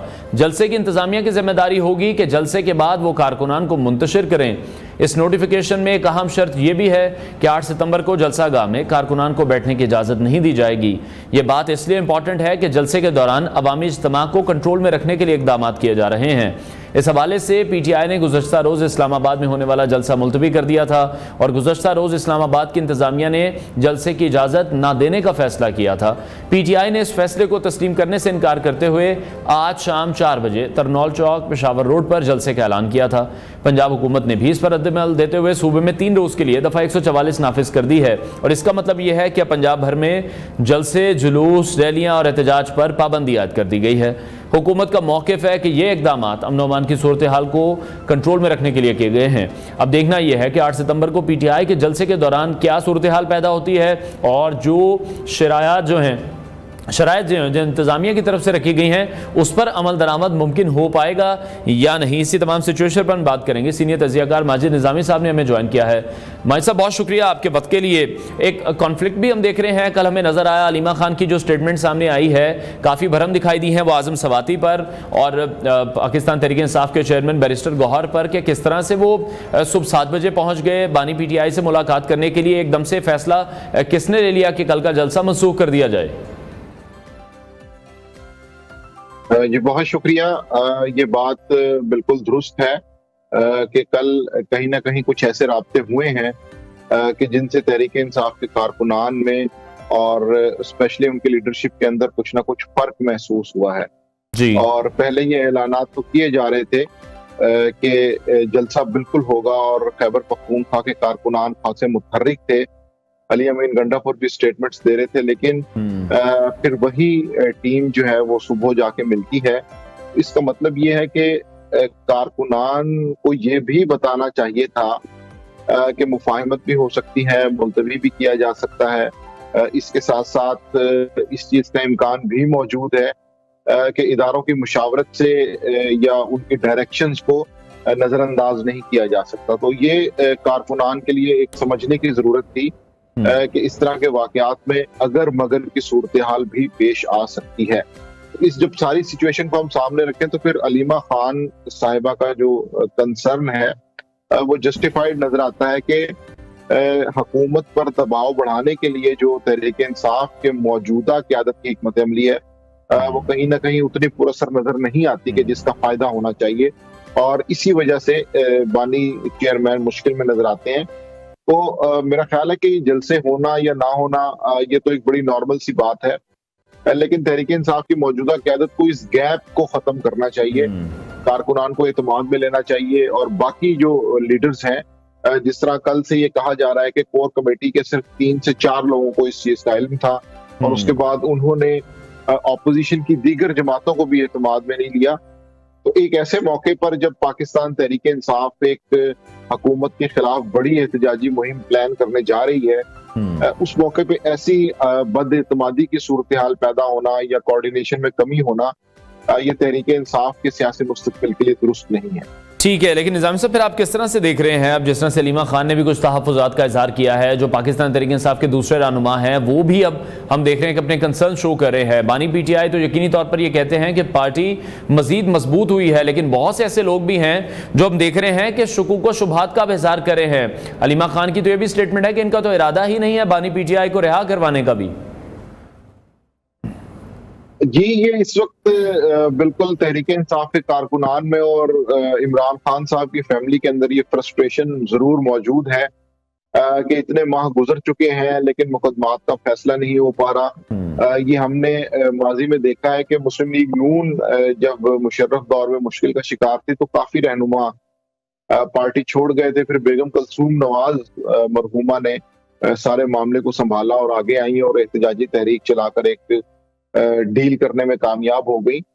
तो इस वक्त पीटीआई के कारकुनान को ये बात दुरुस्त लग रही है कि 9 मई को गुजरे कितना अरसा हो चुका है और उसके बाद भी पार्टी की तरफ से ना तो कोई मुफाहमत की जा रही है, ना पार्टी क़यादत की जानिब से कोई भरपूर एहतजाज किया जा रहा है। या तो क़यादत मुफाहमत की तरफ जाए और कुछ ना कुछ इदारों से मिलकर हल निकाल ले, अगर ऐसा मुमकिन नहीं है तो एक बड़ी एहतजाजी तहरीक चले कि जो मरकज पे दबाव डाले जिसकी वजह से तहरीक इंसाफ के लिए कुछ आसानियां हों। लेकिन दोनों चीजें नहीं हो रही, जिसकी वजह से पार्टी का जो कारकुन है और स्पेशली इमरान खान साहब की फैमिली वो इस सूरत हाल से परेशान नजर आते हैं। ठीक है, लेकिन निज़ाम साहब जिस तरह से अभी आपने ही एक माजी का किस्सा ये मैं सुनाया है कि कुलसूम नवाज साहिबा ने जिस तरह से मूवमेंट को उस वक्त लीड किया था या हम कह लें कि डील करवाई थी, तमाम जो लीगी रहनुमा थे वो भी उस वक्त मुस्लिम लीग नून छोड़कर जा रहे थे।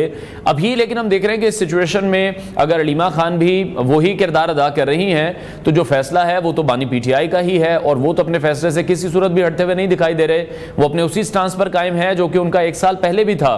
तो आप देखते हैं कि उनके स्टांस में तब्दीली लाने में अलीमा खान कुछ हेल्प कर पाएंगी, वो उन्हें किसी तरह से मना पाएंगी। मशरूत माफी की बात एक बार जरूर निकली थी लेकिन उसके बाद फिर हमने देखा कि दोबारा से फौज पर भी तनकीद की गई, आर्मी चीफ पर भी तनकीद की गई।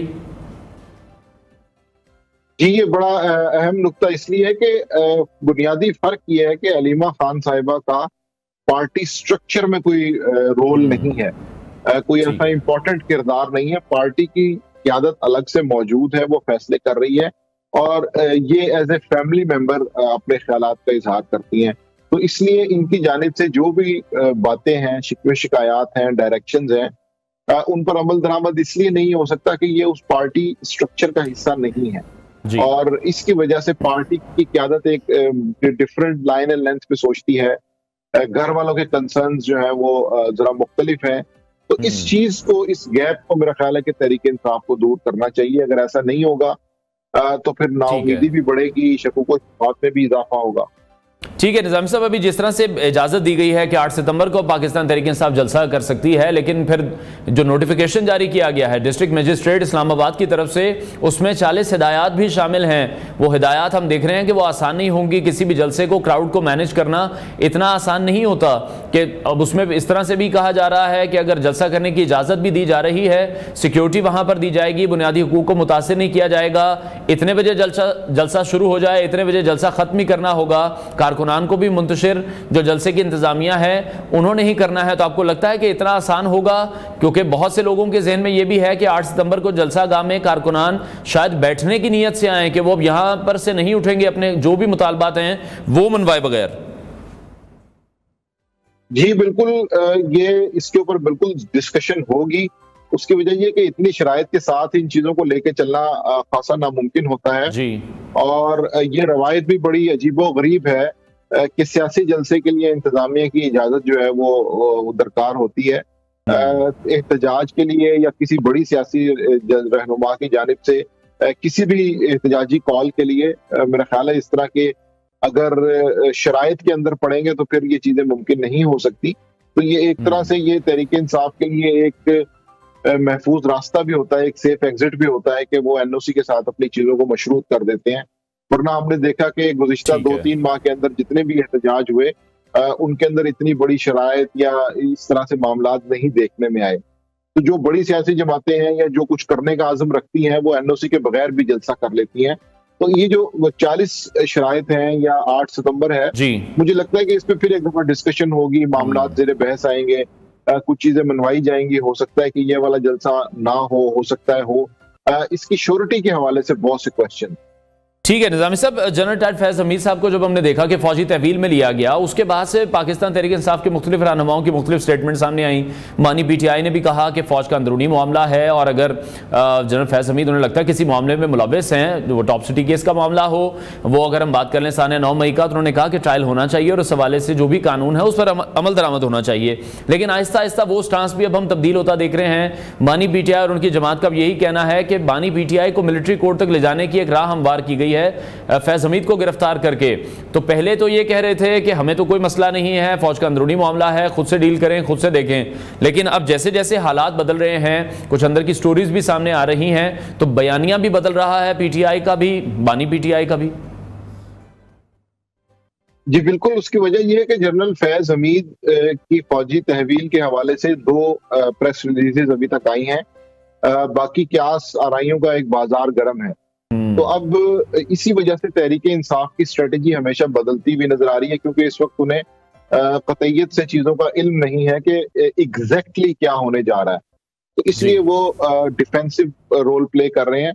तो इसलिए जब ये चीजें सामने आएंगी, कुछ पता चलेगा क्या इल्जामात हैं, उनकी नोयत क्या है, उनका तहरीक इंसाफ से कितना ताल्लुक है, उसके बाद ही तहरीक इंसाफ के लिए कुछ स्ट्रेटजी बनाना आसान होगा।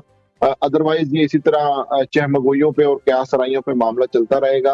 तो इसलिए चूंकि general Faiz Hamid directly connected रहे हैं पिछले 5-6 सालों में पाकिस्तान तहरीक इंसाफ से, अपने ओहदे की वजह से रहे या इमरान खान साहब से राब्तों की वजह से रहे, तो इस चीज को नजरअंदाज नहीं किया जा सकता कि ये चीज तहरीक इंसाफ के सियासी मुस्तकबिल से बहरहाल कहीं ना कहीं कनेक्टेड रहेगी। इसको हम आइसोलेशन में नहीं देख सकते कि जनरल फैज हमीद का केस एक तरफ चल रहा होगा और पाकिस्तान तहरीक इंसाफ दूसरी तरफ अपनी प्लानिंग करते हुए अपना काम कर रही होगी। ये दोनों चीजें इंटरलिंक्ड हैं और तहरीक इंसाफ के सियासी मुस्तकबिल का बहरहाल इस चीज से एक गहरा ताल्लुक है। ठीक है, और दूसरी तरफ आप उस मुतालबे को बानी PTI के किस तरह से देखते हैं, जो वो कह रहे थे कि फैज हमीद का जो ट्रायल है वो ओपन कोर्ट में होना चाहिए। दूसरी तरफ वज़ीर दिफा ख्वाजा आसिफ ने कहा कि उनका तो ओपन कोर्ट में ट्रायल नहीं हो सकता क्योंकि ऐसा कोई प्रेसिडेंट मौजूद ही नहीं है। लेकिन दूसरी तरफ ये उन्होंने ज़रूर कहा कि अगर बानी PTI का ट्रायल मिलिट्री कोर्ट में हुआ तो वो ओपन ज़रूर होगा। उसमें हम ज़रूर ये बताना चाहेंगे कि 9 मई को क्या होता रहा, बानी PTI का उसमें क्या किरदार था, कैसे वो इस तमाम मामले में इन्वॉल्व थे। जी, ये नुक्ता बिल्कुल ज़ेरे बहस आना चाहिए कि अगर किसी शख्स को कोर्ट मार्शल से सजा मिल जाती है और वो उससे मुतमईन नहीं होता तो उसके पास अपील के लिए सिविल अदालतों के फोरम्स मौजूद हैं। तो इसलिए अगर कोर्ट मार्शल की जो कार्रवाई है वो खुफिया भी होती है, वो ओपन ट्रायल नहीं भी होता, तो वो कोई ऐसी बड़ी बात नहीं है, वो रूल्स एंड रेगुलेशंस में लिखा हुआ है। लेकिन जब वो अपील सिविल अदालतों की तरफ आएगी तो फिर वो सारी चीजें ओपन हो जाएंगी, मुकदमे की फाइल, उसकी तफसीलात, किस गवाह पे क्या जरा हुई, वो सब चीजें सामने आ जाएंगी। तो इसलिए ये कोई इतना बड़ा मसला नहीं है, क्योंकि तहरीक इंसाफ इस मामले पर डिफेंसिव है और बड़े एहतियात से वो इस पर बात कर रहे हैं, तो इसलिए ये सारी चीजें सामने आ रही हैं।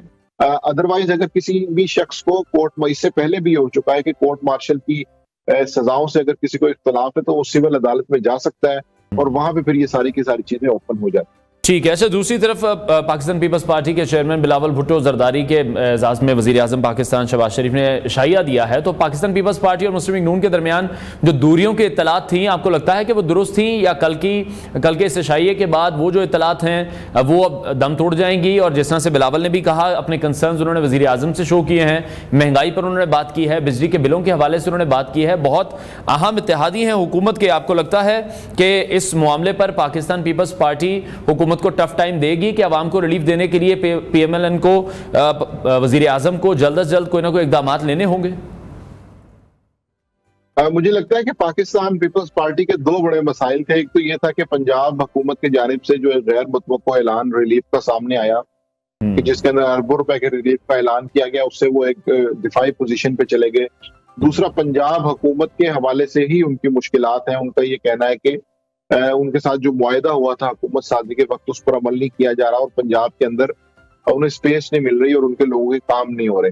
तो इस हवाले से कल रात बड़ी तफसीली डिस्कशन हुई है और पॉइंट टू पॉइंट इन चीजों को डिस्कस किया गया है। उसकी वजह एक और भी है। वो वजह यह है कि कौमी असम्बली की जो सीटें हैं उनकी तादाद हम देखें या नंबर गेम हम देखें, तो ना तो मुस्लिम लीग नून पीपल्स पार्टी को नाराज करना अफोर्ड कर सकती है और ना ही पीपल्स पार्टी के पास ये ऑप्शन है कि वो मुस्लिम लीग नून को छोड़ के तहरीक इंसाफ के पास चली जाए। तो इसलिए शिकवे शिकायत होंगे, नाराजगियां जाहिर की जाएंगी, लेकिन बहरहाल उसके बाद दोनों ने साथ मिलकर ही काम करना है। और रात की मुलाकात के बाद ये लग रहा है कि चीजें कुछ ना कुछ सेटल डाउन हो गई हैं और बाकी भी आने वाले दिनों में हो जाएंगी। ठीक है। दूसरी तरफ एक बड़ा ही अफसोसनाक इंसिडेंट भी हमने देखा कि कल पेश आया, उस पर वज़ीर आज़म पाकिस्तान, सदर मुमलिकत, तमाम सियासी रहनुमाओं की जानिब से स्टेटमेंट्स तो सामने आ रही हैं। कच्चे के डाकुओं की तरफ से जो पुलिस पार्टी पर अटैक किया गया है, जिस तरह से उन्होंने निशाना बनाया गया है, 12 पुलिस एहलकार उसमें शहीद हुए हैं, 8 जख्मी हुए हैं। फिर हमने देखा कि जो 5 पुलिस एहलकार थे उनके हवाले से कहा गया कि लापता हैं, फिर उन्हें बाजियाब भी करा लिया गया। सिचुएशन वहाँ पर आए रोज़ ख़राब होती जा रही है। आपको लगता है सिर्फ स्टेटमेंट से काम चलेगा, या ये कह दिया जाएगा कि हम घर में घुसकर मारेंगे? इतने साल हो गए इस इलाके पे, हम देखते हैं कि नो गो एरिया मुकम्मल तौर पर बन चुका है, और जिस तरीके से पुलिस पार्टी पर अटैक किया गया, रॉकेट लॉन्चर्स का इस्तेमाल किया गया, जदीद असला उनके पास मौजूद है, क्या मसाइल है वहां पर? ये प्रॉब्लम हल क्यों नहीं हो पा रही? जी, बड़ा अफसोसनाक वाकया है और मेरा ख्याल है कि ये बात अब मुजम्मत से आगे जा चुकी है। तमाम कानून नाफिज करने वाले इदारों को एक मरबूत हिकमत अमली बनाने की जरूरत है। उसकी वजह यह है कि दूसरी जानिब जो फरीक है, जो डाकू और दहशतगर्द हैं, उनके पास असले की जो क्वांटिटी है और क्वालिटी है, उन दोनों के ऊपर बात की जानी चाहिए। पंजाब पुलिस के पास उस तरह से एक मरबूत हिकमत अमली नहीं है, उनके पास उतना जदीद असला नहीं है, उनके पास वो टेक्नोलॉजीज नहीं है कि जिससे वो काउंटर कर सकें। अभी पिछले दिनों ये खबर आई कि कुछ ड्रोन्स लिए जाएंगे ताकि फिजाई निगरानी की जाए उस इलाके की। तो मुझे लगता है कि ये बयानात से आगे बढ़ के प्रैक्टिकली एक स्ट्रेटेजी बनाने की जरूरत है कि जिसमें पुलिस के अलावा रेंजर्स को भी और बाकी इदारों को भी इन्वॉल्व होना पड़ेगा, ताकि वो एक प्लान के साथ इस चीज को क्लियर करे। उसकी वजह ये कि ये हर साल ये वाकयात पेश आते हैं। उसकी वजह ये कि जैसे ही दरिया सिंध के कच्चे के इलाके में कोई एक्टिविटी होती है तो वो मीलों बड़ा तवीलो अरीज जो है वो इलाका है, तो वहां पर अगर इतनी बड़ी कार्रवाई करनी है तो मेरा ख्याल है उसकी पहले से तैयारी होनी चाहिए ताकि नुकसान कम से कम हो और मकासद जो है वो हासिल हो सके। लेकिन निजामी साहब, आप किस तरह से देख रहे हैं जितना बड़ा ये वाकया है, जिस तरह से पुलिस को निशाना बनाया गया है, टारगेट किया गया है, 12 जवान पुलिस के शहीद हुए हैं, कोई छोटा वाकया नहीं है। उस पर सिर्फ मुजम्मती स्टेटमेंट, जिसमें सदर मुमलिकत भी इन्वॉल्व हैं, पाकिस्तान के वजीर आजम शहबाज शरीफ की स्टेटमेंट है, वजीर दाखिला मोहसिन नकवी की स्टेटमेंट है, वजीर आला पंजाब मरीम नवाज साहिबा, लेकिन सिर्फ मुजम्मती बयानात हैं। IG पंजाब भी ये कह रहे हैं कि बिल्कुल इस पर कार्रवाई होगी, लेकिन कब कार्रवाई होगी, प्लान ऑफ एक्शन तो इनमें से किसी ने भी नहीं दिया। कि आज ये इतलात है कि आईजी पंजाब डॉक्टर उस्मान जो है वो रहीम यार खान जा रहे हैं, पहुंच चुके हैं जी। एडिशनल आईजी जनूबी पंजाब ऑलरेडी वहां पर मौजूद है। तो वहां पर उनकी मीटिंग के बाद जो डिसीजंस होंगे उनको देख के फिर हम ये तबसरा कर सकते हैं कि क्या इसके अंदर अमली तौर पे करने के कुछ इक़दाम हैं या सिर्फ खानापुरी से काम लिया गया है, क्योंकि बहरहाल ये एक बहुत बड़ा वाकया है और पंजाब पुलिस की हिस्ट्री में इस तरह के इंसिडेंट्स बहुत कम है कि जिसमें 10 से ज्यादा शहादतों का नंबर गया हो। अमूमन ये नंबर बहुत नीचे रहता है, तो इसलिए इसकी सिग्निफिकेंस बहुत ज्यादा है। और दूसरा, उस एरिया के अंदर जो एक्टिविटी हो रही है वो कोई नई नहीं है, वो खासी पुरानी है। तो इन दोनों चीजों को अगर हम मिला के देखते हैं तो ये एक बहुत बड़ा वाकया है कि जिसकी बुनियाद पे मैं समझता हूँ कि ऐसी हिकमत अमली तरतीब देनी चाहिए कि एक तो इनका बदला लिया जाए, दूसरा इस वाकये को जड़ से खत्म करने के लिए इक़दाम किए जाएं, तभी इन चीजों का हल मुमकिन है।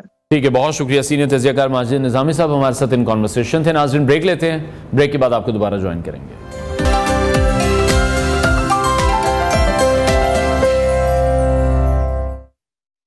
Welcome back to new Pakistan. नाज़रीन, अब बात करने जा रहे हैं पाकिस्तान वर्सेस बांग्लादेश। पहला टेस्ट मैच जो है वो इस वक्त दोनों टीमों के दरमियान जारी है, जिसके हवाले से हम आपको अपडेट करने जा रहे हैं। पाकिस्तान ने बांग्लादेश के खिलाफ पहले टेस्ट के दूसरे रोज अपनी पहली इनिंग्स 6 विकेटों के नुकसान पर 448 रन बनाने के बाद डिक्लेयर कर दी थी और आज खेल का तीसरा रोज है, जबकि दिन के अख्ताम पर बांग्लादेश ने बगैर किसी नुकसान के 27 रन बना लिए।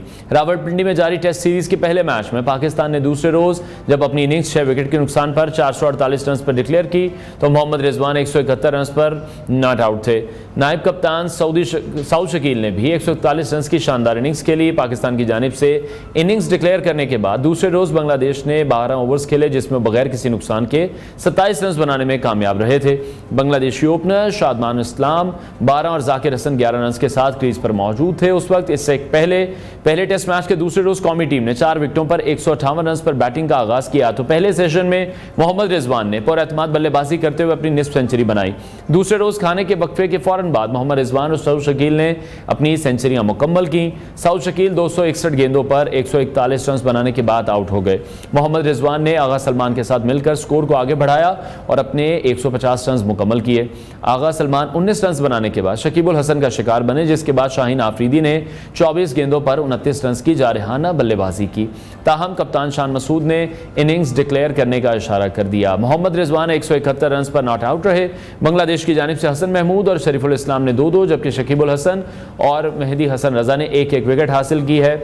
वाज़ेह है कि गुज़श्ता रोज़ पाकिस्तान और बांग्लादेश के दरमियान रावलपिंडी में जारी पहला टेस्ट मैच गीली आउटफील्ड के बाइस ताखीर से शुरू हुआ था और खेल के आगाज पर ही मेहमान टीम को पहली कामयाबी उस वक्त मिली थी जब अब्दुल्ला शफीक सिर्फ 2 रन बनाकर आउट हो गए थे। उसके बाद हमने देखा कि कप्तान शान मसूद भी सिर्फ 6 रन पर पवेलियन लौट गए थे, जबकि बाबर आजम बगैर कोई रन बनाए आउट हो गए थे, जिनसे बहुत ज़्यादा एक्सपेक्टेशंस पूरे ही पाकिस्तान को होती हैं। और 16 रन जो हैं वो हमने फिर देखा कि 3 विकेटें गंवाकर पाकिस्तानी टीम भी शदीद मुश्किलात से दो चार रही थी। अभी हम देख रहे हैं कि 35 रन बना लिए गए हैं बांग्लादेशी टीम की जानिब से। क्रीज पर इस वक्त मौजूद हैं। इस हवाले से मजीद बात करेंगे। स्पोर्ट्स एनालिस्ट अहमद नजीब सती ने हमें ज्वाइन किया। अहमद, बहुत शुक्रिया आपके वक्त के लिए। सबसे पहले पिंडी के इस पिच के हवाले से मैं बात करना चाहूँगा।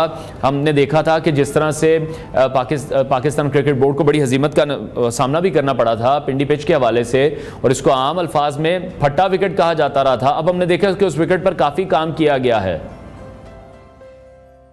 देखिए, इसमें मैं कहूँगा कि उस वक्त के जो हमारे सरबराह थे रमीज राजा साहब, उनको दोष जाता है क्योंकि पिंडी का विकेट आप देखें लोगों को मिसगाइड रमीज राजा साहब की वजह से उस वक्त गलत तासुर किया कि पिंडी का फटा विकेट है। हालांकि मैंने खुद पिंडी में बहुत क्रिकेट खेली है। रावलपिंडी का पिच हमेशा से बहुत सपोर्टिव पिच रहा है। अगर उसका नेचुरल कैरेक्टर जो पिच का होता है उसको उस तरह रहने दिया जाए, उसको फोर्सफुली बिल्कुल फटा बना ना दिया जाए। देखिए, पिंडी के पिच का एक है कि इसकी जो मट्टी होती है ना वो बहुत सख्त है, वो with the passage of time उसके जो क्रैक्स हैं वो ओपन नहीं होते, तो वो स्पिनर को तो हेल्प उस तरह से करता नहीं है कि टाइम गुजरेगा तो स्पिनर हेल्प आउट करेगा। और फिर ये है कि उस पर घास छोड़ा जाए तो काफी सपोर्टिव बनता है।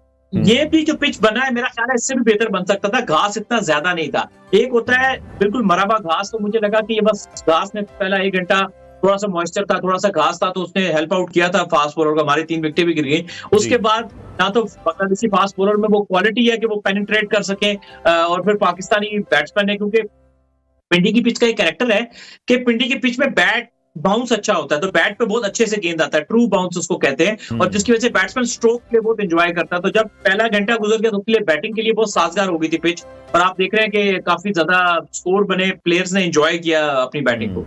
लेकिन जिस तरह से हमने देखा बांग्लादेश जो बॉलर्स थे उन्होंने जब अर्ली ऑन विकेट्स ली हैं तो एक प्रेशर पाकिस्तानी टीम पर आ गया था और ऐसा लग रहा था कि अब पता नहीं पाकिस्तानी टीम किस तरह से सर्वाइव करेगी। लेकिन फिर एक बड़ी शानदार इनिंग्स हमने देखा कि मोहम्मद रिजवान ने भी खेली है, साउथ शकील ने बड़ा जबरदस्त परफॉर्म किया है।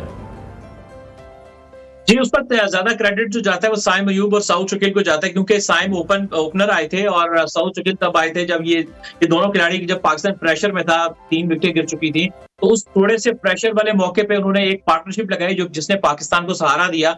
फिर रिजवान ने भी आके साउथ के साथ मिलकर एक बेहतरीन पार्टनरशिप बनाई, दोनों ने बड़ी जबरदस्त सेंचुरी स्कोर की।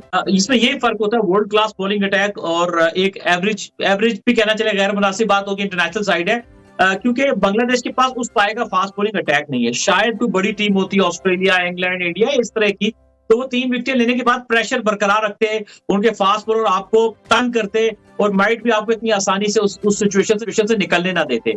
ये थोड़ा सा फर्क होता है। और बहरहाल ये है कि गुड फॉर पाकिस्तान के एक अच्छी रिकवरी पाकिस्तानी खिलाड़ियों ने वहां से की। यकीनी तौर पर 448 रन बनाकर इनिंग्स डिक्लेयर कर दी गई है। अच्छा, दूसरी तरफ अब्दुल्ला शफीक हमने देखा कि वो एक अच्छा स्टार्ट फराम नहीं कर सके, शान मसूद आए, फिर वो बड़े डिसअपॉइंटेड हमें लगे कि उनका जो डिसीजन था शायद अंपायर की तरफ से गलत दे दिया गया। ड्रेसिंग रूम में जाकर भी फिर हमने देखा जो उनके मनाजिर कुछ थे वो उस डिसीजन को मानने के लिए तैयार नहीं थे।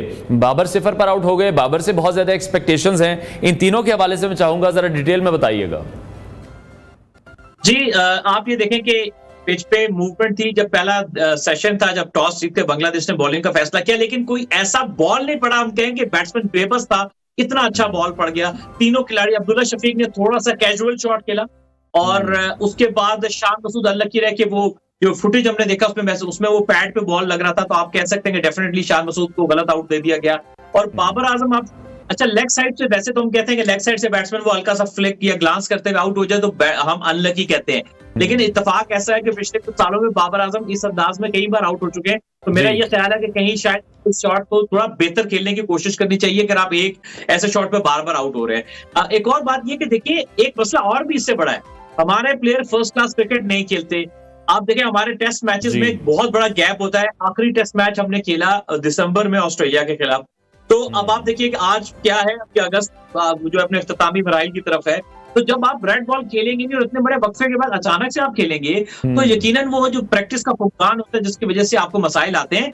बाबर आजम ने आखिरी फर्स्ट क्लास मैच 2019 में खेला था, रिजवान भी 2-3 साल से नहीं खेल रहे हैं, तो हमारे लड़कों को थोड़ा लीग क्रिकेट से निकल के फर्स्ट क्लास क्रिकेट को तवज्जो देनी पड़ेगी अगर वो अपने आप को प्रैक्टिस में रेड बॉल के लिए रखना चाहते। ठीक है, तो अहमद फिर अब अच्छा एक और चीज़ मैं यहाँ पर डिस्कस करना चाहूँगा। जिस शॉट की आपने बाबर की बात की है कि उस पर काफ़ी बार आउट हो चुके हैं, इवन सोशल मीडिया पर हमने देखा था जब वो नेट में प्रैक्टिस कर रहे थे तो उसी बॉल पर उसी तरह से वो हमने देखा कि वो फ्लिक हुआ था और वो आउट वहाँ पर भी हो गए थे। अच्छा, अब इसमें फिर आप गलती किसकी समझते हैं? अगर पाकिस्तान फिर रेड बॉल उस तरह से नहीं खेल रहा, सिर्फ हम डोमेस्टिक खेल कर तो नहीं लड़के उस तरह से परफॉर्म कर सकेंगे। जब तक पाकिस्तान को उस तरह से सीरीज नहीं मिलेंगी जिस तरह से अगर हिंदुस्तान को मिलती हैं, पाकिस्तान को सीरीज या क्रिकेट भी कम खेलने को मिल रही है।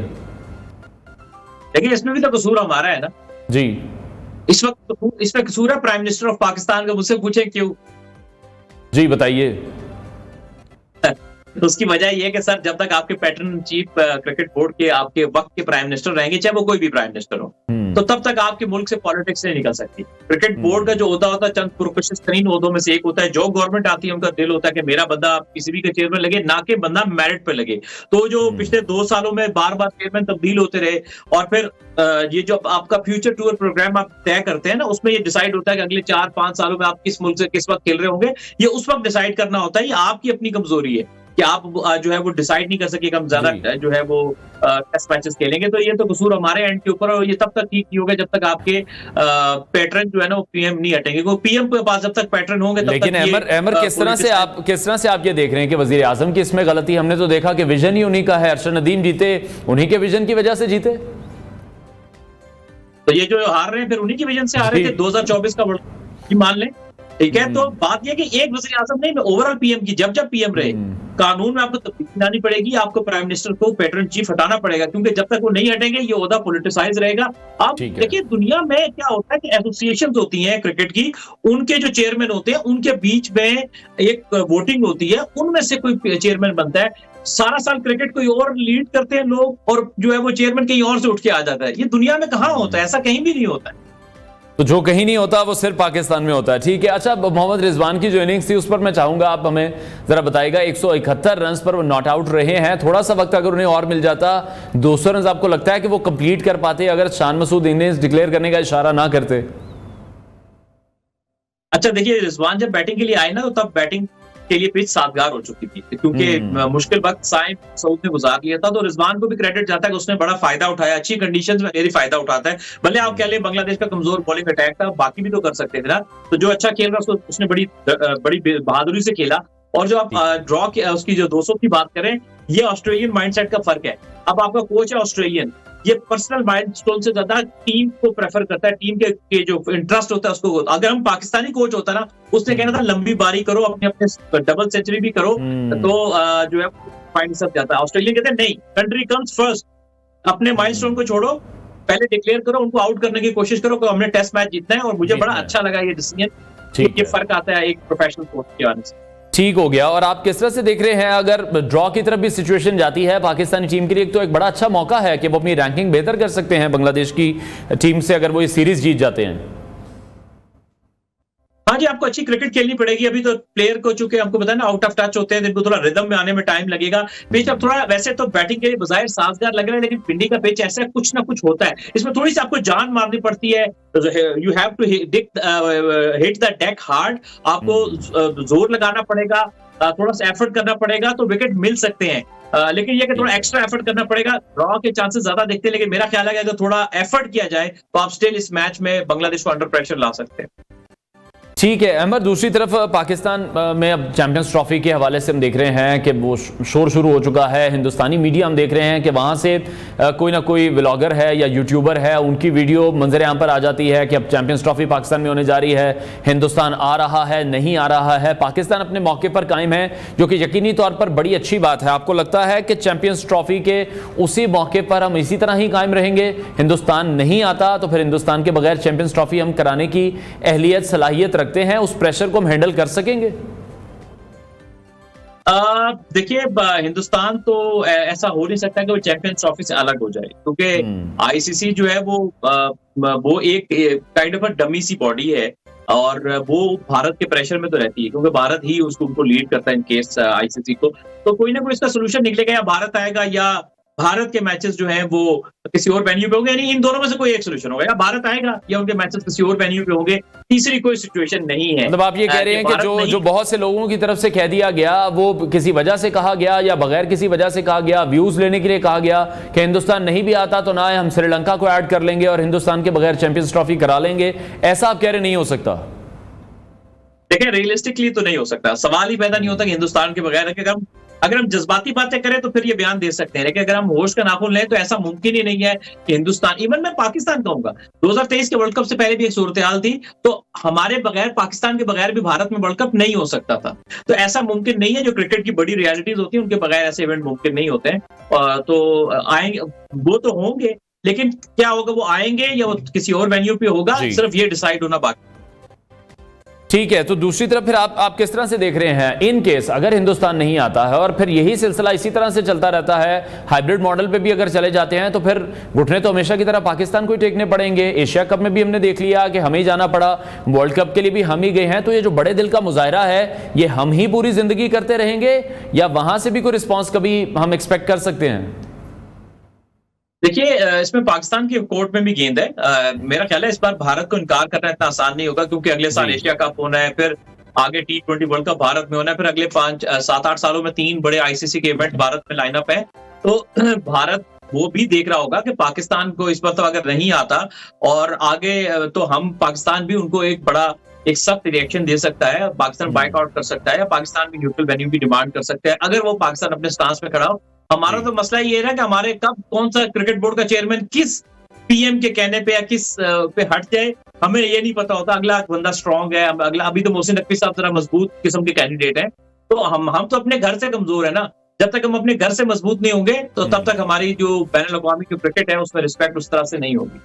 ठीक है। अच्छा, दूसरी तरफ गौतम गंभीर ने साबिक पाकिस्तानी फास्ट बॉलर लेजेंड हैं वसीम अकरम, उनके साथ जब वो गुफ्तगू कर रहे थे, हमने देखा एक ऑनलाइन प्रोग्राम में, तो उन्होंने बाबर आजम के हवाले से बड़ी ज़बरदस्त बात की। हालांकि गौतम गंभीर इतने आराम से किसी की तारीफ नहीं करते हैं, जो कि उनका बिहेवियर अक्सर हमने देखा है, तो वो बाबर की तारीफ करते दिखाई दे रहे हैं कि बाबर को किसी को कुछ प्रूव करने की जरूरत नहीं है। One of the finest batsman जो कि पाकिस्तान की हिस्ट्री के वो हैं, ये गौतम गंभीर कह रहे हैं। उन्होंने कह रहे कि लीग क्रिकेट में भी बाबर को कप्तानी की जरूरत नहीं है, PSL की ट्रॉफी लेके भी उन्हें कुछ नहीं मिलेगा, जितने बड़े वो बैट्समैन हैं। देखिए, गौतम गंभीर के हवाले से ना थोड़ा सा एक मीडिया में गलत तासुर चला गया था, क्योंकि कुछ मैचेस में उनको गुस्सा करते हुए देखा गया, तो एक तासुर आ गया कि यार वो हमेशा गुस्से में रहते हैं। लेकिन आप यकीन माने कि मैंने उनको कुछ सालों से कुछ इंटरव्यूज में बात करते हुए सुना, तो वो बहुत ही लॉजिकल बात करते हैं, इंटेलेक्चुअल काइंड ऑफ पर्सनैलिटी। उनका एक मतलब डेफिनेटली जेनेरिकली बाबर आजम के कैलिबर पे एक बात थी कि मतलब वो बड़े बैट्समैन है, वर्ल्ड क्लास बैट्समैन है, इसमें कोई शक की बात नहीं है। लेकिन पिछले 2 सालों से बाबर आजम बैनुल अक़वामी क्रिकेट में स्ट्रगल कर रहे हैं बुरे तरीके से। उसमें यह है कि बाबर आजम जो है वो देखिए वर्क एथिक्स खराब हो गई है। वो बाबर आजम नहीं है जिसके बारे में कहा जाता था कि घंटों घंटों प्रैक्टिस करता है। ये वो बाबर आजम नहीं है कि लोग कहते थे कोई 2 घंटे बैटिंग की प्रैक्टिस करता है तो ये 4 घंटे करता है। बाबर आजम के बारे में मल्टीपल टाइम आया कि जी ठीक है, बहुत शुक्रिया। स्पोर्ट्स एनालिस्ट अहमद नजीब सती हमारे साथ इन कॉन्वर्सेशन थे। नाजरीन, तीसरा रोज इस वक्त जारी है। बांग्लादेश और पाकिस्तान की टीमें मद्दे मुकाबिल हैं। 448 रन पर पाकिस्तानी टीम की जानिब से डिक्लेयर कर दी गई थी इनिंग्स, और अब बांग्लादेश की टीम इस वक्त ग्राउंड में मौजूद है और खेल जारी है, जिसके हवाले से हमने आपको अपडेट भी किया है। अब आगे बढ़ते हैं और कुछ बात करेंगे मौसम के हवाले से। कराची का मौसम इस वक्त यही बताया जा रहा है कि काफ़ी मरतूब मौसम की लपेट में है कराची इस वक्त, और अभी कुछ ही दिनों में या कुछ ही घंटों में कहा जा रहा है कि मतला जुज़वी आलूद रहने का इम्कान भी है, और हल्की हल्की जो बूंदाबांदी है वो भी कराची में हो सकती है। जो बारिशों का सिलसिला है वो जारी है। कराची में जो कम से कम दर्जा हरारत है वो 28.5 डिग्री सेंटीग्रेड रिकॉर्ड हुआ है, जबकि ज़्यादा से ज़्यादा दर्जा हरारत 33 से लेकर 35 डिग्री तक रिकॉर्ड किया गया है। शहर में मगरिब की समत से 18 किलोमीटर फी घंटा की रफ्तार से हवाएं भी चल रही हैं, जिनमें जो नमी का तनासुब है वो इस वक्त 78% बताया जा रहा है, और यही कहा जा रहा है कि इस दौरान शहर कायद में सुबह और रात में कहीं कहीं बूंदाबांदी का इम्कान भी है। चीफ मेट्रोलॉजिस्ट सरदार सरफराज ने ज्वाइन किया, उनसे इस हवाले से मजीद बात करेंगे। सर, बहुत शुक्रिया आपके वक्त के लिए। Welcome to new Pakistan. Karachi के वेदर के हवाले से स्पेसिफिकली मैं सबसे पहले चाहूंगा कि आप हमें अपडेट कीजिएगा, कराची का जो वेदर है वो आइंदा 1-2 रोज में अब कैसा होने वाला है? बहुत शुक्रिया। देखिए, कराची का मौसम निस्बतन गर्म हो गया पिछले 2 दिन से, और अगले 2 से 3 दिन भी ऐसा ही रहेगा, क्योंकि सी ब्रीज स्ट्रांग होने की वजह से जो दिन भर बादल छाए रहते थे उनमें कमी आ गई है। तो अब 34-35 इस रेंज में टेम्परेचर 35 या 35 प्लस जा सकता है अगले दोनों दिनों में, आज भी, कल भी और परसों भी। तो जनरली तो वही वार्म एंड ह्यूमिड वेदर है। हाँ, शाम में बल्कि रात कह लें या अर्ली सुबह कुछ हल्के बादल जब सी ब्रीज की वजह से आते हैं तो उसमें कुछ बूंदाबांदी का चंद एक जगहों पे इम्कान हो सकता है। Otherwise generally warm and humid days होंगे अगले 2-3 दिन। 26 से ऑनवर्ड फिर इम्कान होगा बारिश का, जो एक अच्छा तेज बारिशों का स्पेल आ रहा है वो पूरा सिंध उसकी लपेट में आएगा, बलूचिस्तान के बेशतर एरियाज और पंजाब के भी बेशतर एरियाज। ठीक है, और जो मानसून का स्पेल था अब वो कोई एक्सपेक्टेड है कराची में कुछ दिनों में? जी बिल्कुल, 26 अगस्त से एक्सपेक्टेड है। 26 अगस्त से तो ईस्टर्न सिंध में जो थरपारकर, उमरकोट, बदील वगैरह और मीरपुर खास और सांगड़, उन एरियाज में 26 को इम्कान है, और फिर वही मानसून हवाएं आगे बढ़ते बढ़ते कराची पे 27 से लेके 30 तक कह सकते हैं हम, यानी और ओवरऑल पूरे सिंध में 26 से 30 तक, और बलूचिस्तान के भी जो शुमाल मशरकी अजला हैं उन तमाम एरियाज में 26 से लेकर 27 से लेकर 30 तक इम्कान होगा। 3 से 4 दिन अच्छी तेज बारिशें हैं। इसी तरह से साउथ पंजाब में खासी तेज बारिशें हैं, जिनके नतीजे में जाहिर है कि फिर फ्लैश फ्लडिंग और बड़े शहरों में अर्बन फ्लडिंग का भी खदशा हो सकता है कराची जैसे शहर में, उस पेन के नतीजे में। यानी कि फिर ये जो स्पेल आप बता रहे हैं जो 26 या 27 से शुरू होगा 30 अगस्त तक जारी रहेगा, ये एक हैवी स्पेल हो सकता है? बिल्कुल हैवी स्पेल होने का इम्कान है इसका पूरा, इसलिए कि पिछले जितने स्पेल गुजरे हैं उनके मुकाबले में अभी तक की कंडीशन के मुताबिक ज्यादा ताकतवर दिखाई देता है। और जाहिर है कि जब सिंध के करीब राजस्थान वगैरह पे पहुंचता है तो फिर अरेबियन सी से भी मॉइस्चर मिलना शुरू हो जाता है, तो इस बाइस वो खासी तेज बारिशें बरसा सकता है। उसमें बलूचिस्तान के भी बेशतर एरियाज में और खासकर जनूबी पंजाब, सेंट्रल पंजाब और जनूबी पंजाब, फिर सिंध और बलूचिस्तान। जी ठीक है। और अगर हम नॉर्दर्न एरियाज के हवाले से जानना चाहें, वहां पर जो टूरिस्ट हैं उनके लिए क्या एडवाइजरी है? देखिए अभी तो 2-3 दिन अगले जो है ना, इसमें तो कोई ऐसी सिग्निफिकेंट बारिश नहीं है, यानी ये वीकेंड ठीक है, आज जुम्मा है तो अगले 2 दिन भी हल्की फुल्की बारिश है, कहीं हल्की कहीं दरमियानी। लेकिन जो मंडे और ट्यूसडे से ऑनवर्ड जो अगले 4-5 दिन होंगे उसमें तेज बारिश है सभी जगहों पर पाकिस्तान की, तो जाहिर है उसमें फिर टूरिस्ट जो है फोरकास्ट या एडवाइजरी देखकर अपना प्लान करें। ठीक है, बहुत शुक्रिया चीफ मेट्रोलॉजिस्ट सरदार सरफराज हमारे साथ इन कॉन्वर्सेशन में। नाज़रीन, अब एक दिलचस्प और अहम तहकीक है जो हम आपके साथ शेयर करने जा रहे हैं, जो कि वालिदैन और बच्चों के ताल्लुकात को मजबूत बनाने के हवाले से है। हाल ही में पेंसिल्वेनिया की पेन स्टेट यूनिवर्सिटी की जानिब से की गई इस रिसर्च में यह इंकशाफ हुआ है कि तंज़ो मिज़ाह वालिदैन और बच्चों के ताल्लुकात को बेहतर बनाने में एक मौसर किरदार अदा करता है। आज हम इस तहकीक के नताइज पर रोशनी डालेंगे कि कौन से ऐसे रिजल्ट्स हैं जो इस रिसर्च के बाद सामने आए हैं, और देखेंगे कि हंसी मजाक कैसे वालिदैन और बच्चों के दरमियान मजबूत रिश्ता कायम कर सकता है। प्रोफेसर बेंजामिन लेवी की क़यादत में की गई इस तहकीक ने वालिदैन और बच्चों के ताल्लुकात में तंज़ो मज़ाह के किरदार को उजागर किया है। रिसर्च के मुताबिक तंज़ो मज़ाह न सिर्फ तफरीह का जरिया है, बल्कि ये इल्मी लचक को फ़रोग़ देने, तनाव को कम करने और तख्लीकी मसाइल के हल में भी मददगार साबित हो सकता है। प्रोफेसर लेवी ने बताया है कि मिज़ाह वालिदैन और बच्चों के दरमियान ताल्लुकात को नुमायां तौर पर बेहतर बना सकता है, और जो बच्चों की हम परवरिश कर रहे हैं उनमें भी एक अहम किरदार अदा करता है। रिसर्चर्स ने इस तहकीक के लिए 18 से 45 साल की उम्र के 312 अफराद का जायजा लिया।